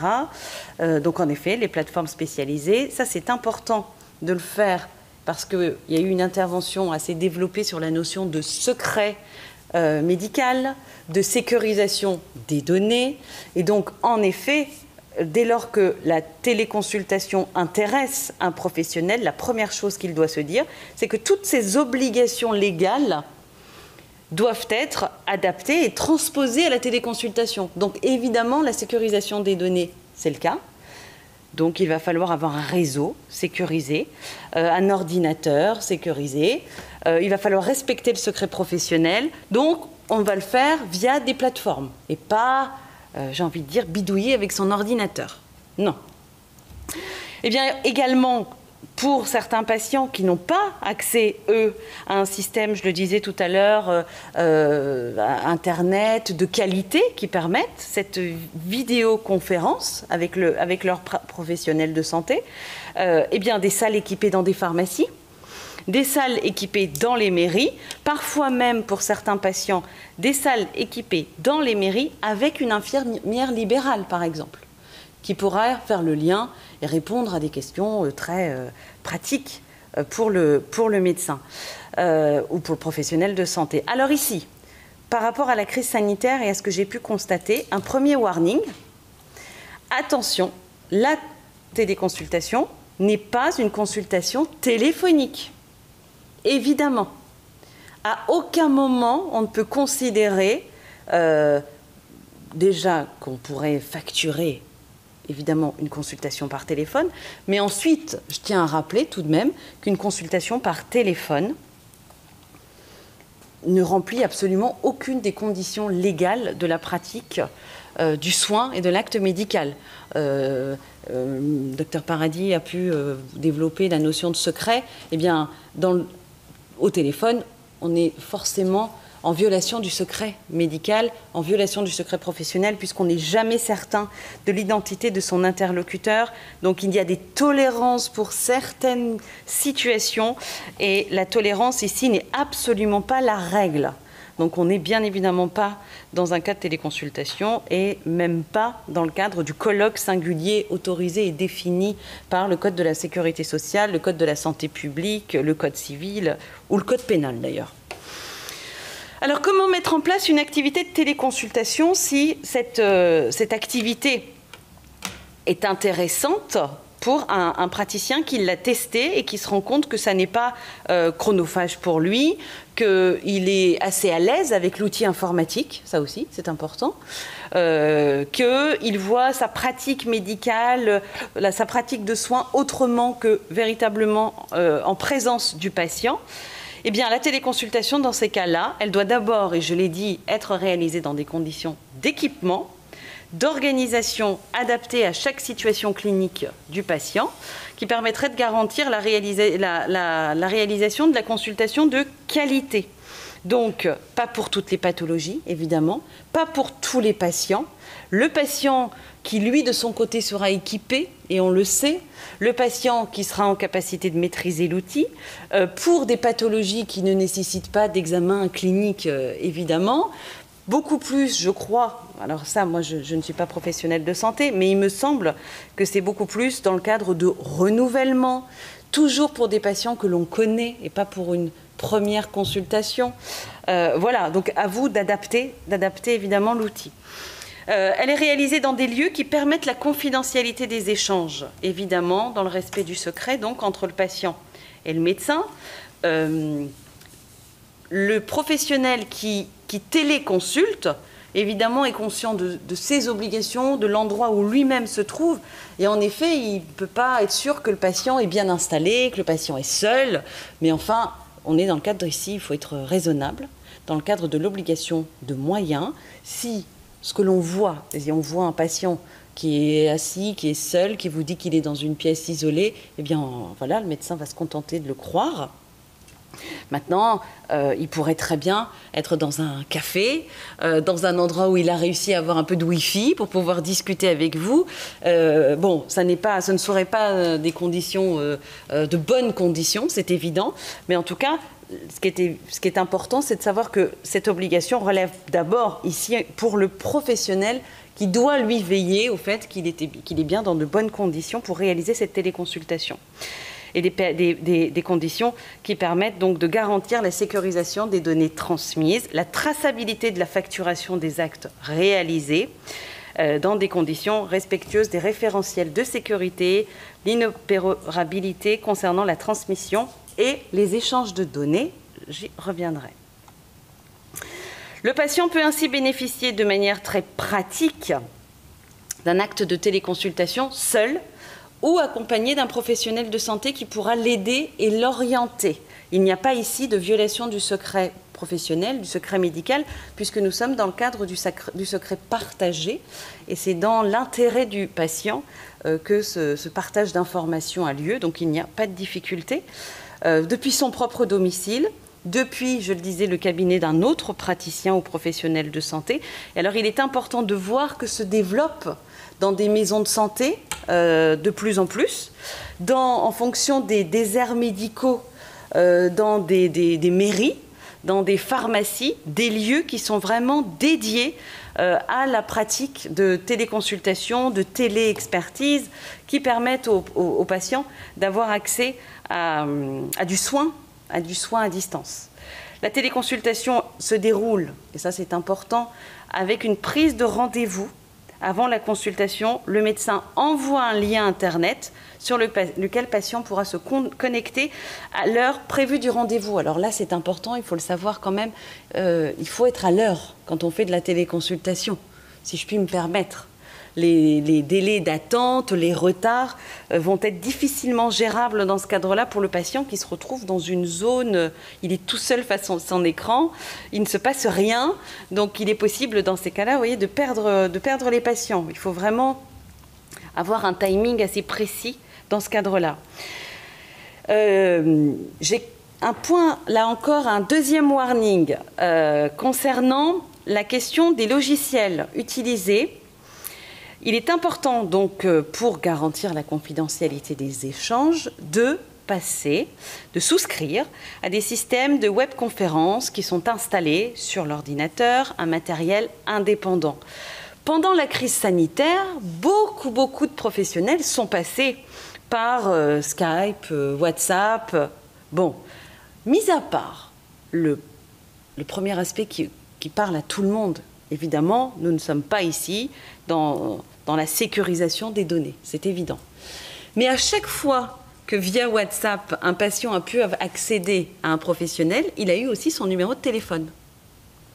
Et donc, à partir de là, le patient peut continuer à contacter régulièrement son praticien via ce numéro de téléphone. Alors, c'est une situation que, en ma qualité d'avocat, sur le plan de la responsabilité, je n'aime pas. Et il faut faire attention. Quand vous passez par les logiciels et vous avez un lien qui n'existe que le temps de la téléconsultation, ensuite ce lien est détruit. Donc le patient n'a plus accès au praticien, sauf s'il prend un autre rendez-vous et si, via la plateforme, un autre système et un autre rendez-vous est mis en place. Là, vous communiquez des informations personnel ou professionnel, mais un numéro de téléphone portable tout de même à votre patient et ensuite il pourra vous joindre et surtout vous signaler toute situation d'urgence. Un praticien, un médecin, un professionnel de santé, une infirmière qui est informé d'une situation d'urgence doit pouvoir agir, que ce soit le week-end, que ce soit pendant ses vacances. Donc il est important de bien gérer et bien distinguer ce contexte et ce cadre-là.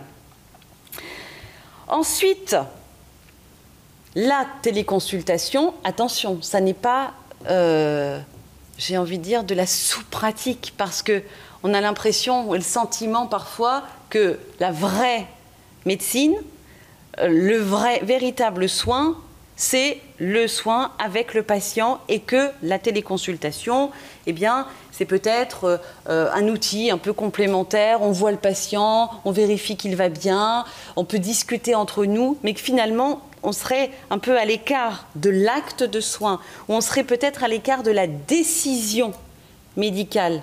Parfois même, dans le cadre de la téléexpertise, je le constate, certains professionnels pensent qu'ils sont contactés pour donner un avis, un simple avis. On vous a contacté, j'ai donné mon avis sur tel cas. Non, j'ai participé à la prise en charge du patient. J'ai donné un avis sur un point précis, un avis qui a été tracé dans le dossier médical du patient et dont on va tenir compte pour sa prise en charge par la suite. Donc il est important, même si on est à distance, de tenir compte et comprendre que on est dans ce cadre-là, nous sommes totalement dans la prise en charge du patient et que la question de la responsabilité s'impose, puisque le législateur, les textes n'en font absolument aucune différence entre un acte de télémédecine, téléconsultation, téléexpertise et une prise en charge en présentiel du patient. L'exercice de la médecine est personnel. Chaque médecin est responsable des décisions et des actes. Mais c'est la même chose pour évidemment tout professionnel de santé dans le cadre d'une prise en charge d'un patient.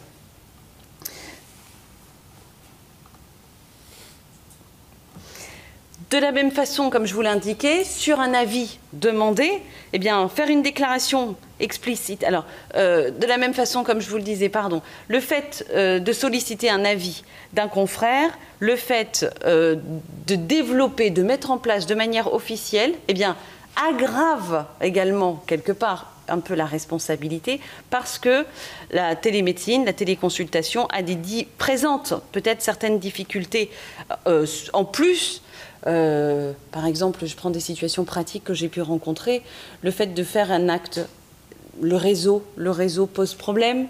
On ne comprend pas très bien ce qu'a dit le patient. En fonction de cela, le diagnostic a peut-être été un peu mal orienté.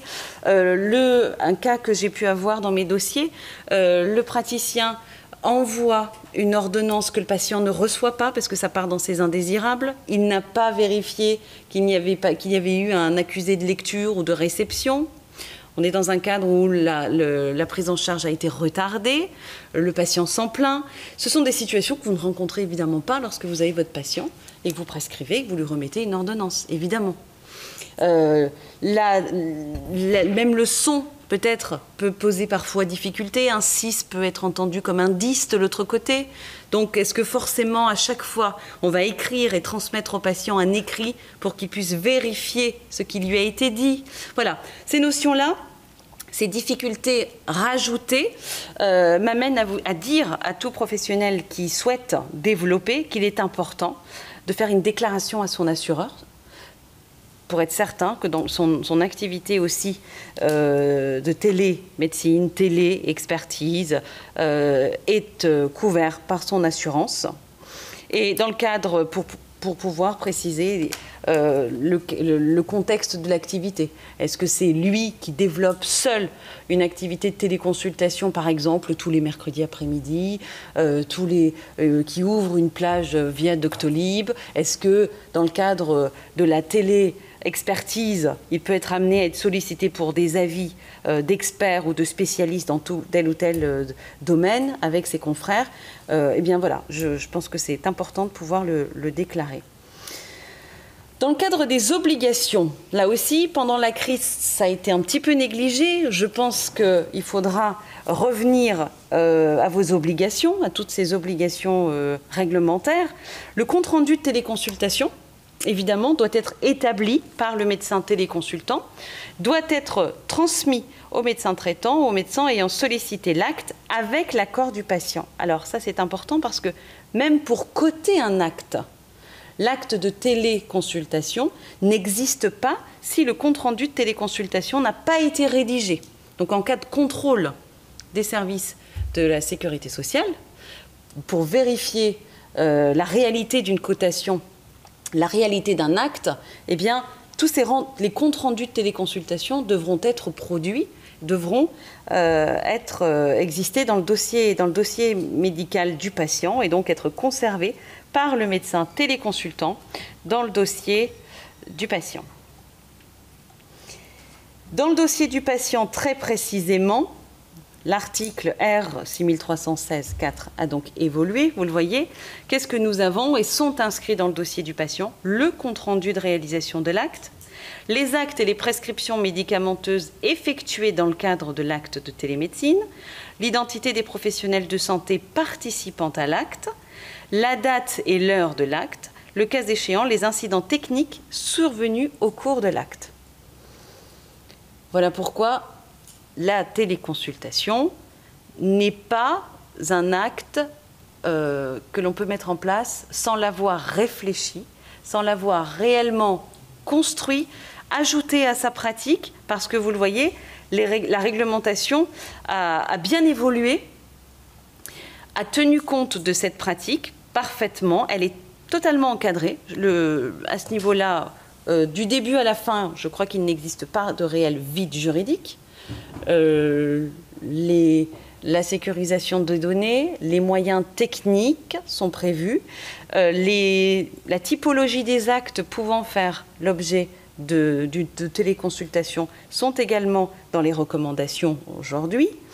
Les expériences, alors nous avons la chance ou la malchance, mais on a eu finalement une période d'expérimentation intense de téléconsultation, avec aujourd'hui très clairement les professionnels et les spécialités qui ont accepté, intégré et digéré la téléconsultation, et les professionnels qui en sont totalement déçus, sortis déçus, et qui ne vont absolument pas, qui ne souhaitent pas travailler dans le cadre de la téléconsultation. Donc, ce que je conseille, c'est de surtout bien distinguer la pratique d'urgence, cette pratique d'urgence qui a eu lieu, le fait de pouvoir intégrer et faire de la téléconsultation. Alors, je pense à un dossier que j'ai pu avoir d'un praticien, par exemple, qui avait accès à ses dossiers médicaux, qui avait un ordinateur sécurisé avec un code pour entrer. Tout allait bien jusque-là, sauf que comme je pense à peu près 80-90% des professionnels aujourd'hui, tous les dossiers médicaux, tous les mails étaient également accessibles sur son smartphone. Nous passions donc d'un réseau parfaitement sécurisé avec des codes à un réseau qui ne l'est plus du tout, à un téléphone portable que l'on peut prêter à son enfant dans le train pour qu'il puisse jouer à telle et telle chose. Et vous voyez bien que, vu les données sensibles que contiennent ces téléphones, ces smartphones, il est important de repenser très clairement l'accès à la téléconsultation, l'accès à la télémédecine, la pratique de l'outil de e-santé, et comprendre aujourd'hui très clairement que ce qui est toléré dans cette crise sanitaire ne le sera plus une fois que nous en sortirons, et que viendra l'heure des contrôles, parce que tous les actes aussi, toutes les téléconsultations devront être justifiées, pourront être contrôlées, ça c'est important. Tout ce qui a été en effet toléré aussi, parce que ce qui a pu tromper certains professionnels, c'est que, par exemple, les outils comme WhatsApp étaient mentionnés même sur le site de l'assurance maladie, qui à ce moment-là essayait au contraire d'inciter les professionnels. Pourquoi? Pour d'autres causes qui étaient sans doute... Après, il y a des priorités en termes de valeur, et amener les patients à surtout avoir accès aux soins et ne pas négliger les soins pour des actes sans doute et pas de pathologies graves. Évidemment, on avait tous compris que c'était pour cela. Mais petit à petit, évidemment, nous en sortons. Et vu le nombre de publications, le nombre de congrès, de conférences, de plateformes qui se sont aussi intéressées à la téléconsultation, à la télémédecine, il est aujourd'hui, je pense que à un an et demi du début de cette crise, il est aujourd'hui impossible pour un professionnel d'argumenter comme il a pu le faire il y a un an et demi, en expliquant qu'on serait toujours dans une situation de crise. Donc aujourd'hui, tous les textes qui viennent d'être mentionnés, à commencer par la mise en place technique, l'assurance auprès de votre responsabilité civile professionnelle pour les libéraux, l'assurance même pour les établissements de santé, eh bien, ce sont des bases incontournables avant de pouvoir éduquer, si je puis dire, les patients à cette pratique et à les amener à ce qui pourrait servir vraiment la prise en charge et de leur santé. Parce que ça aussi, c'est important, la télémédecine, la téléconsultation, ce sont les praticiens qui doivent se positionner et qui doivent voir à quel niveau cet outil peut servir les pratiques et l'accepter ou la rejeter. Mais ça n'est absolument pas un outil obligatoire qui doit être intégré dans les pratiques, absolument pas, mais simplement par spécialité, par professionnel. Voilà. La question de la e-santé aujourd'hui, c'est de dire, est-ce que c'est un outil qui va m'apporter quelque chose, apporter quelque chose à ma pratique? Personnellement, je pense que oui, notamment par les exemples que je vous ai donnés, très clairement. Mais rien dans les textes, rien aujourd'hui dans le domaine de la loi n'oblige un professionnel à modifier sa pratique et à intégrer ces nouvelles données dans sa pratique de soins. Merci. Alors merci beaucoup. Donc les internautes qui nous suivent sont toujours aussi nombreux au début qu'à la fin, donc ce qui est quand même très très bon signe. Et je les comprends parce que c'était absolument passionnant. Donc je vous remercie. Je vais essayer de me faire la fidèle transmetteuse, traductrice des questions qui se posent sur le chat. Alors on va peut-être commencer par vous, Maître Kemkar, si vous êtes d'accord, comme ça fait dans la foulée de votre intervention. Alors, une première question qui est venue sur le statut légal et la légalité, notamment des plateformes du type de Doctolib, qui n'est pas tout à fait clair pour les internautes, si vous pouvez nous en dire deux mots. Oui, ça fonctionne, oui, pas de souci. Oui, alors oui. Donc, il n'y a pas nous ne sommes pas sur le cadre du statut légal, nous sommes dans le cadre du contrat. Une plateforme, que ce soit Doctolib ou une autre plateforme, va contracter avec le professionnel de santé. Et il est important que dans les services qui sont proposés aux professionnels de santé, via le contrat qui sera signé, il soit prévu que les obligations seront bien respectées et que la plateforme s'engage elle-même ou parfois en sous-traitant, parce que parfois il y a des sous-traitants, s'engage à ce que les obligations soient bien respectées. Donc, on parlait tout à l'heure des petites lignes, nous sommes bien dans ce cas-là, il faut savoir lire les contrats. Alors, c'est vrai que on se dit que des sociétés comme Doctolib vont sans doute, de par leur notoriété, leur expérience, pouvoir respecter ces données. Mais vous en avez beaucoup, des plateformes. Ce qui est important, c'est que le praticien lise son contrat et vérifie sécurisation des données, secret professionnel, évidemment, que toutes ces notions-là soient bien respectées. Conservation des données, combien de temps ? Et qu'il soit persuadé que les obligations sont dans le contrat. Voilà. D'accord, merci beaucoup. Je peux me permettre de poser bien sûr. une question complémentaire, parce que là, on est sur le terrain du droit, mais on délocalise les données qui peuvent être à des endroits qui ne sont pas sous le même régime légal. Vous avez parlé d'une célèbre plateforme qui a ses serveurs chez Microsoft.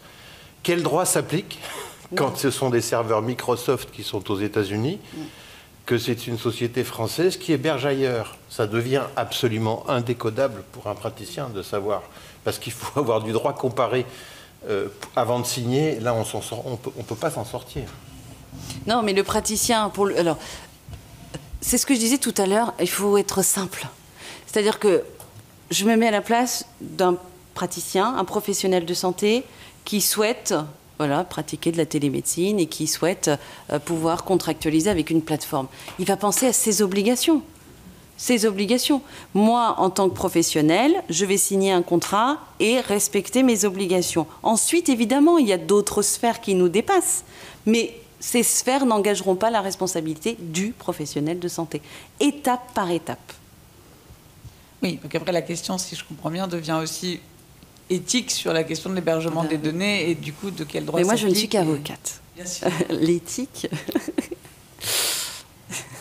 Ok, alors j'avais un retour d'expérience qui allait un peu dans le même sens que ces questionnements-là, qui disait aussi que la téléconsultation permettait, pour le cas des publics accueillis en addictologie, aussi aux personnes peut-être parfois de ne pas prendre leur véhicule, parfois aussi de ne pas se déplacer, y compris en état d'ivresse ou en tout cas sous influence, et que du coup cet enjeu-là aussi d'accueillir des personnes sur place quand elles arrivent ou quand elles repartent, parfois les deux, sous l'emprise, se pose aussi des questions de responsabilité légale et d'obligation de moyens pour les professionnels qui ne sont pas simples. Ouais. Donc voilà, un retour d'expérience aussi là-dessus, sur ce que la téléconsultation permet aussi d'éviter ou de faciliter. Oui, moi je me suis posé une question, parce que j'ai eu beaucoup de dossiers où, concernant l'addictologie, on a souvent... Je parle plus là des médecins généralistes que peut-être des psychiatres ou des addictos.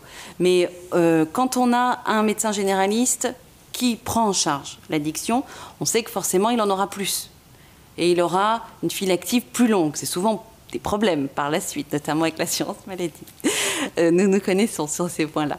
Est-ce que la téléconsultation ne permettrait pas à l'ensemble des médecins, puisque certains médecins vous disent clairement, je pense qu'on peut se dire les choses, disent oui mais moi ça j'en veux pas dans ma salle d'attente, je peux pas gérer, je ne saurais pas faire. La téléconsultation pourrait aussi être un moyen pour l'ensemble des praticiens, des médecins éventuellement, de s'intéresser à la question de l'addicto de manière un peu plus divisée, éparse. Voilà, je pense que c'est un outil, c'est ce que je disais, intéressant pour cette prise en charge. Oui, je pense qu'effectivement, il y a des idées à avoir autour de la téléconsultation. Et notamment, on parlait tout à l'heure en fait, sur les zones où il y a une désertification médicale, où on sent certains médecins qui seraient prêts à suivre des patients, mais qui effectivement n'ont pas le temps de se déplacer dans la structure, et qui seraient prêts par contre, en visioconsultation, avec un lien avec une structure comme un XAPA, faire de la consultation dans leur cabinet. Voilà, donc je pense que oui, bien sûr que ça a développé, évidemment. Alors, moi, j'avais une question. Oui, c'est ça. La question, en fait, de l'envoi d'ordonnances par mail. Ça pose aucun souci ? Aucun souci. D'accord. Alors, aucun souci. D'ailleurs, ça n'est pas d'aujourd'hui. Hein. La loi de 2004, déjà, autorisait l'envoi d'ordonnances par mail. Mais là, c'est pareil. Il faut faire attention. Évidemment, une ordonnance... On doit pouvoir identifier le médecin, donc il y a certaines informations. c'est envoyé au patient. Il est donc possible, via une adresse cryptée, une signature sécurisée, de pouvoir envoyer par mail une ordonnance au patient. Alors, parfois, pour vraiment sécuriser, certains médecins préfèrent même envoyer à une pharmacie, en pensant que le patient, lui aussi, devrait avoir une adresse sécurisée. Mais finalement, via des codes, l'envoi de codes, on peut pouvoir assurer cette sécurisation du transfert.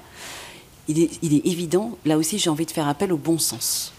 Est-ce que si j'ai une cliente qui travaille au palais de justice par exemple, voilà, je vais envoyer mon ordonnance à une adresse secrétariat, greffe du tribunal? Non, je vais l'envoyer à une adresse, nom, prénom. Il y a un minimum de précautions déjà à prendre. Et ensuite, si vraiment on veut aller au bout de la sécurisation des données, eh bien, je dirais, votre adresse, est-ce que vous êtes sûr d'avoir un accès à votre ordinateur? Est-ce qu'il y a un code? Bon, vraiment, si je veux sécuriser, je l'enverrai à la pharmacie. On va s'adapter, voilà. Alors, effectivement, pour aller un peu dans le même sens, et du coup, là, je me tourne plutôt vers le docteur Kremer et le docteur Paradis, parce que c'était plus au moment de vos interventions que ces questions sont venues, sur la question notamment de comment protéger les personnes, ou en tout cas favoriser peut-être un consentement libre ou éclairé, enfin toutes ces questions autour de ça. Il y avait une réaction d'un internaute qui demandait si le droit à l'oubli ou l'effaçage automatique pouvait être une solution. Et puis aussi, notamment sur les courriers que vous mentionniez, qui sont mis au dossier médical. Et puis, sur aussi la notion de... attendez, je reprends. Oui, sur les notions d'ordre de risque que vous employez dans la première intervention, d'où elles viennent, ces notions-là? Est-ce que c'est quelque chose que vous avez conceptualisé, ou est-ce que ça vient d'un champ plus large? Voilà, donc ces deux questions-là.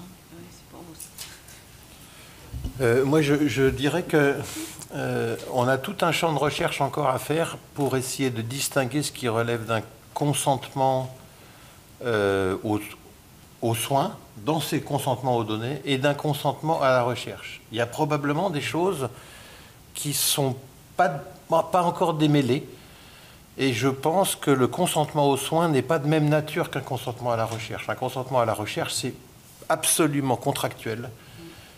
Et d'ailleurs, ça a été formalisé comme ça. C'est un volontaire qui se soumet à la recherche d'un chercheur, et l'objectif, c'est l'augmentation de la connaissance. C'est contractuel. Une fois que c'est signé, c'est valable tant que ce n'est pas dénoncé. Le consentement aux soins, c'est de nature qui est différente. Et c'est pour ça que j'avais pris cette comparaison avec le consentement aux relations sexuelles. Ce n'était pas par provocation.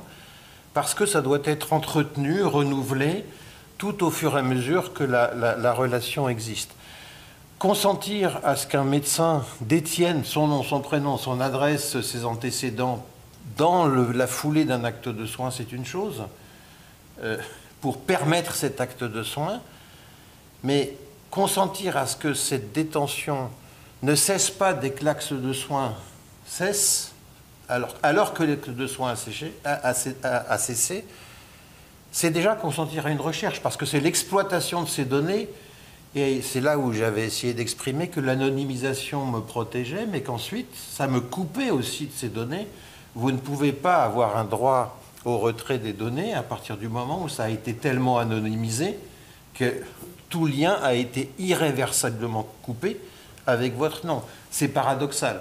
Et donc là, on a donné un consentement à la recherche pour que ces données servent à la recherche dans un domaine contractuel, et de toute façon, le contrat inclut qu'on ne peut pas revenir dessus, puisque l'anonymisation, par essence, empêche qu'on les retire, puisqu'elles sont mélangées avec les autres. Donc, je pense que là, il y a des choses qu'il faut encore éclaircir dans ce domaine-là, en termes de concept. Hein. Alors, moi, effectivement, c'est très compliqué. C'est très compliqué. Et on a peu d'outils, c'est-à-dire en pratique, et on a peu de temps.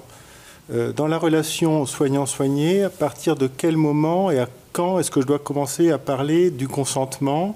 des conséquences. Alors le consentement aux soins, effectivement, maintenant, il y a 20 ans qu'on est dedans, on commence à avoir une certaine expertise, enfin, tout le monde comment. Bon, après, bon, sur la recherche, je suis d'accord aussi, c'est un cas qui est un peu différent. Sur le consentement au partage des données, on voit bien qu'il y a une volonté et un besoin. Bon, voilà, enfin, on est sur un pays qui est en retard parce que sur les Health Data Hub, on est en retard par rapport à un certain nombre de pays qui sont très très en avance. Pays où d'ailleurs les droits de l'homme sont relativement faibles, ce qui a permis d'avoir des entrepôts assez importants et tout un tas de données. Donc la question, c'est pourquoi est-ce qu'on veut aussi rapidement aller vers eux et jusqu'où on va accepter de faire comme eux pour aller vers eux. C'était mon interrogation. Quel est pour nos patients en addicto le risque qu'ils prennent à ce qu'il y ait une fuite de leur information? Si l'information ne fuite pas, il n'y a pas de risque. Je veux dire, on est dans le nucléaire, c'est de la physique, c'est facile, on peut calculer un risque. Sur le traitement de l'information, les conséquences pour une personne d'une fuite. Nous voyons dans nos pratiques tout un tas de personnes qui sont tout à fait en mal-être du fait d'une utilisation inappropriée d'informations les concernant qui permet de les faire chanter, de les faire souffrir, etc.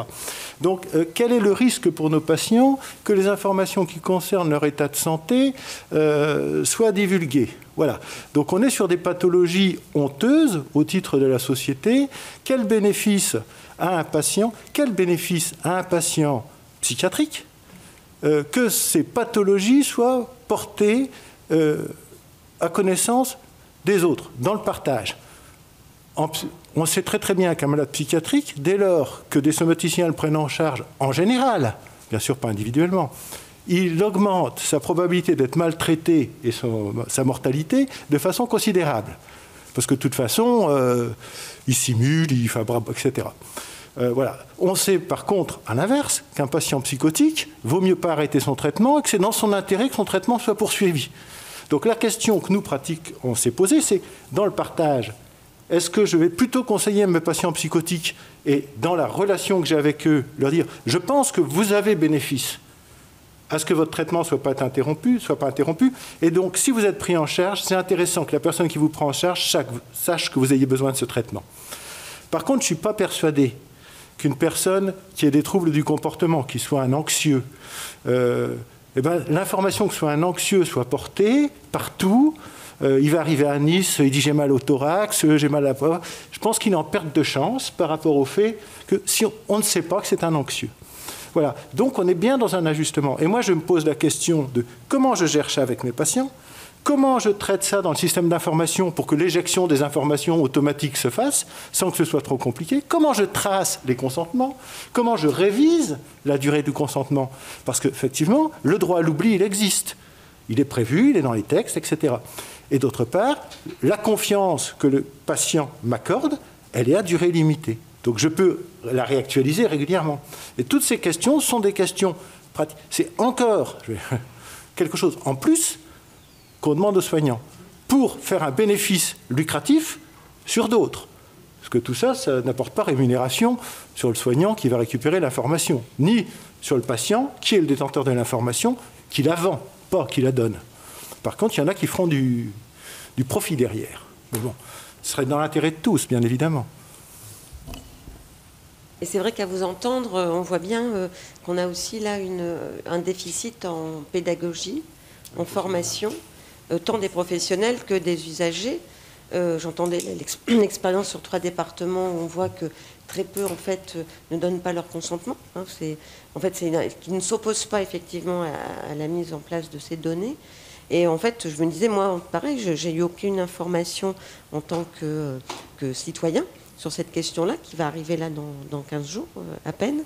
Et puis nous, en tant que médecins, on a quand même très peu d'informations sur qu'est-ce qu'on doit expliquer à nos patients, comment on va les accompagner dans ce dispositif. Donc tout ça paraît effectivement hyper rapide. On va se retrouver dans un système où on va peut-être se sentir après coincé. Et je ne sais pas qui va nous faire ça. Est-ce qu'il y a des pistes ? Est-ce qu'il y a des gens qui vont venir effectivement nous faire de la formation et de la pédagogie sur ces systèmes ? Alors, au titre de l'assurance maladie, donc je vais intervenir parce que effectivement, l'expérimentation a eu lieu dans trois départements. Et en fait, c'est la suite quelque part du DMP qui change de nom, qui change de gouvernance également, et qui devient Mon Espace Santé. Donc les dossiers ne vont pas être créés le 1er janvier à minuit 1, évidemment. Vous doutez que c'est une procédure qui va être assez longue. Et il est effectivement prévu l'envoi d'un courrier à chaque assuré lors de la création de son espace santé. Le changement qui a été décidé, c'est effectivement de passer d'une démarche volontaire d'ouverture à une démarche de non-opposition à. Alors, effectivement, on peut questionner ce dispositif. Alors, ce qu'il faut savoir, c'est que ça a été effectivement validé aussi par la CNIL. La CNIL a donné aussi son avis sur cette question-là. Mais moi, je placerais plutôt le débat, et c'est un peu ce que disait M. Paradis d'ailleurs, sur comment on évalue le bénéfice et comment on évalue le risque pour le patient. Moi, je suis d'accord pour dire qu'il y a des données qui n'ont pas forcément lieu de figurer dans l'espace partagé. Mais de toute façon, cette décision-là, à la fin, elle revient au patient. C'est lui qui est responsable de son espace. Je pense qu'il ne faut pas non plus que le pouvoir médical déresponsabilise les patients en décidant à la place d'eux. Moi, je pense qu'il faut vraiment remettre le patient au cœur. Et ce sera lui qui décidera si effectivement il s'oppose ou pas à ce que certaines informations figurent. Ce qui renvoie effectivement à la notion de consentement éclairé, et donc on reboucle sur ce que vous disiez tout à l'heure, sur cette complexité qu'il faut réussir à attraper dans un temps record, parce que les faits sont là. Alors, il reste 1 minute, peut-être on peut juste boucler sur une petite demande un peu positive qui est arrivée, c'était l'une des premières questions, c'est sur le recueil de données, et notamment sur la question de la gestion des bases de données. Est-ce qu'il y a des évolutions qui vous paraissent souhaitables du côté, alors pour le coup, éthique, c'est-à-dire est-ce que sur le côté éthique, ça peut avoir des bénéfices, ou est-ce que c'est vraiment quand même principalement une question de prise de risque et de modération? Je ne sais pas si je suis claire. Voilà, après, effectivement, on peut citer toutes les actions qui sont positives avec des bénéfices immédiats qui sont conduits à partir de ces bases de données. Toutes les actions des centres régionaux de dépistage des cancers, c'est grâce à ces bases de données qu'ils peuvent aller chercher des personnes qui ignorent qu'elles peuvent être bénéficiaires d'un dépistage et peut-être être sauvées. Enfin, d'ailleurs, un pourcentage non négligeable, finalement, découvre un cancer qui est pris à temps. J'ai cité au début de mon intervention la démarche Aller Vers, où on a quand même permis à pas mal de publics de rejoindre la campagne de vaccination. Et je l'espère, leur ont évité des hospitalisations, des complications sévères, voire un décès. Il y a aussi des études basées sur l'intelligence artificielle, réalisées notamment dans le cadre des hospitalisations Covid, pour essayer d'avoir une meilleure connaissance du parcours de ces patients à l'issue de leur hospitalisation et peut-être effectivement détecter des troubles à moyen ou long terme, ce qui seront évidemment un bénéfice pour chacune des personnes qui ont été hospitalisées au cours de cette crise. Donc oui, après, oui, il y a sûrement d'autres progrès encore à obtenir. Mais je pense qu'il faut toujours effectivement revenir à cette balance bénéfice-risque. La question, elle est effectivement très intelligente. Merci beaucoup. Je pense que l'atelier est terminé. Donc je vous remercie tous les 4. Ça a été très intéressant et là, pour le coup, très formateur. Donc je vous souhaite bonne fin de journée. À bientôt. Merci.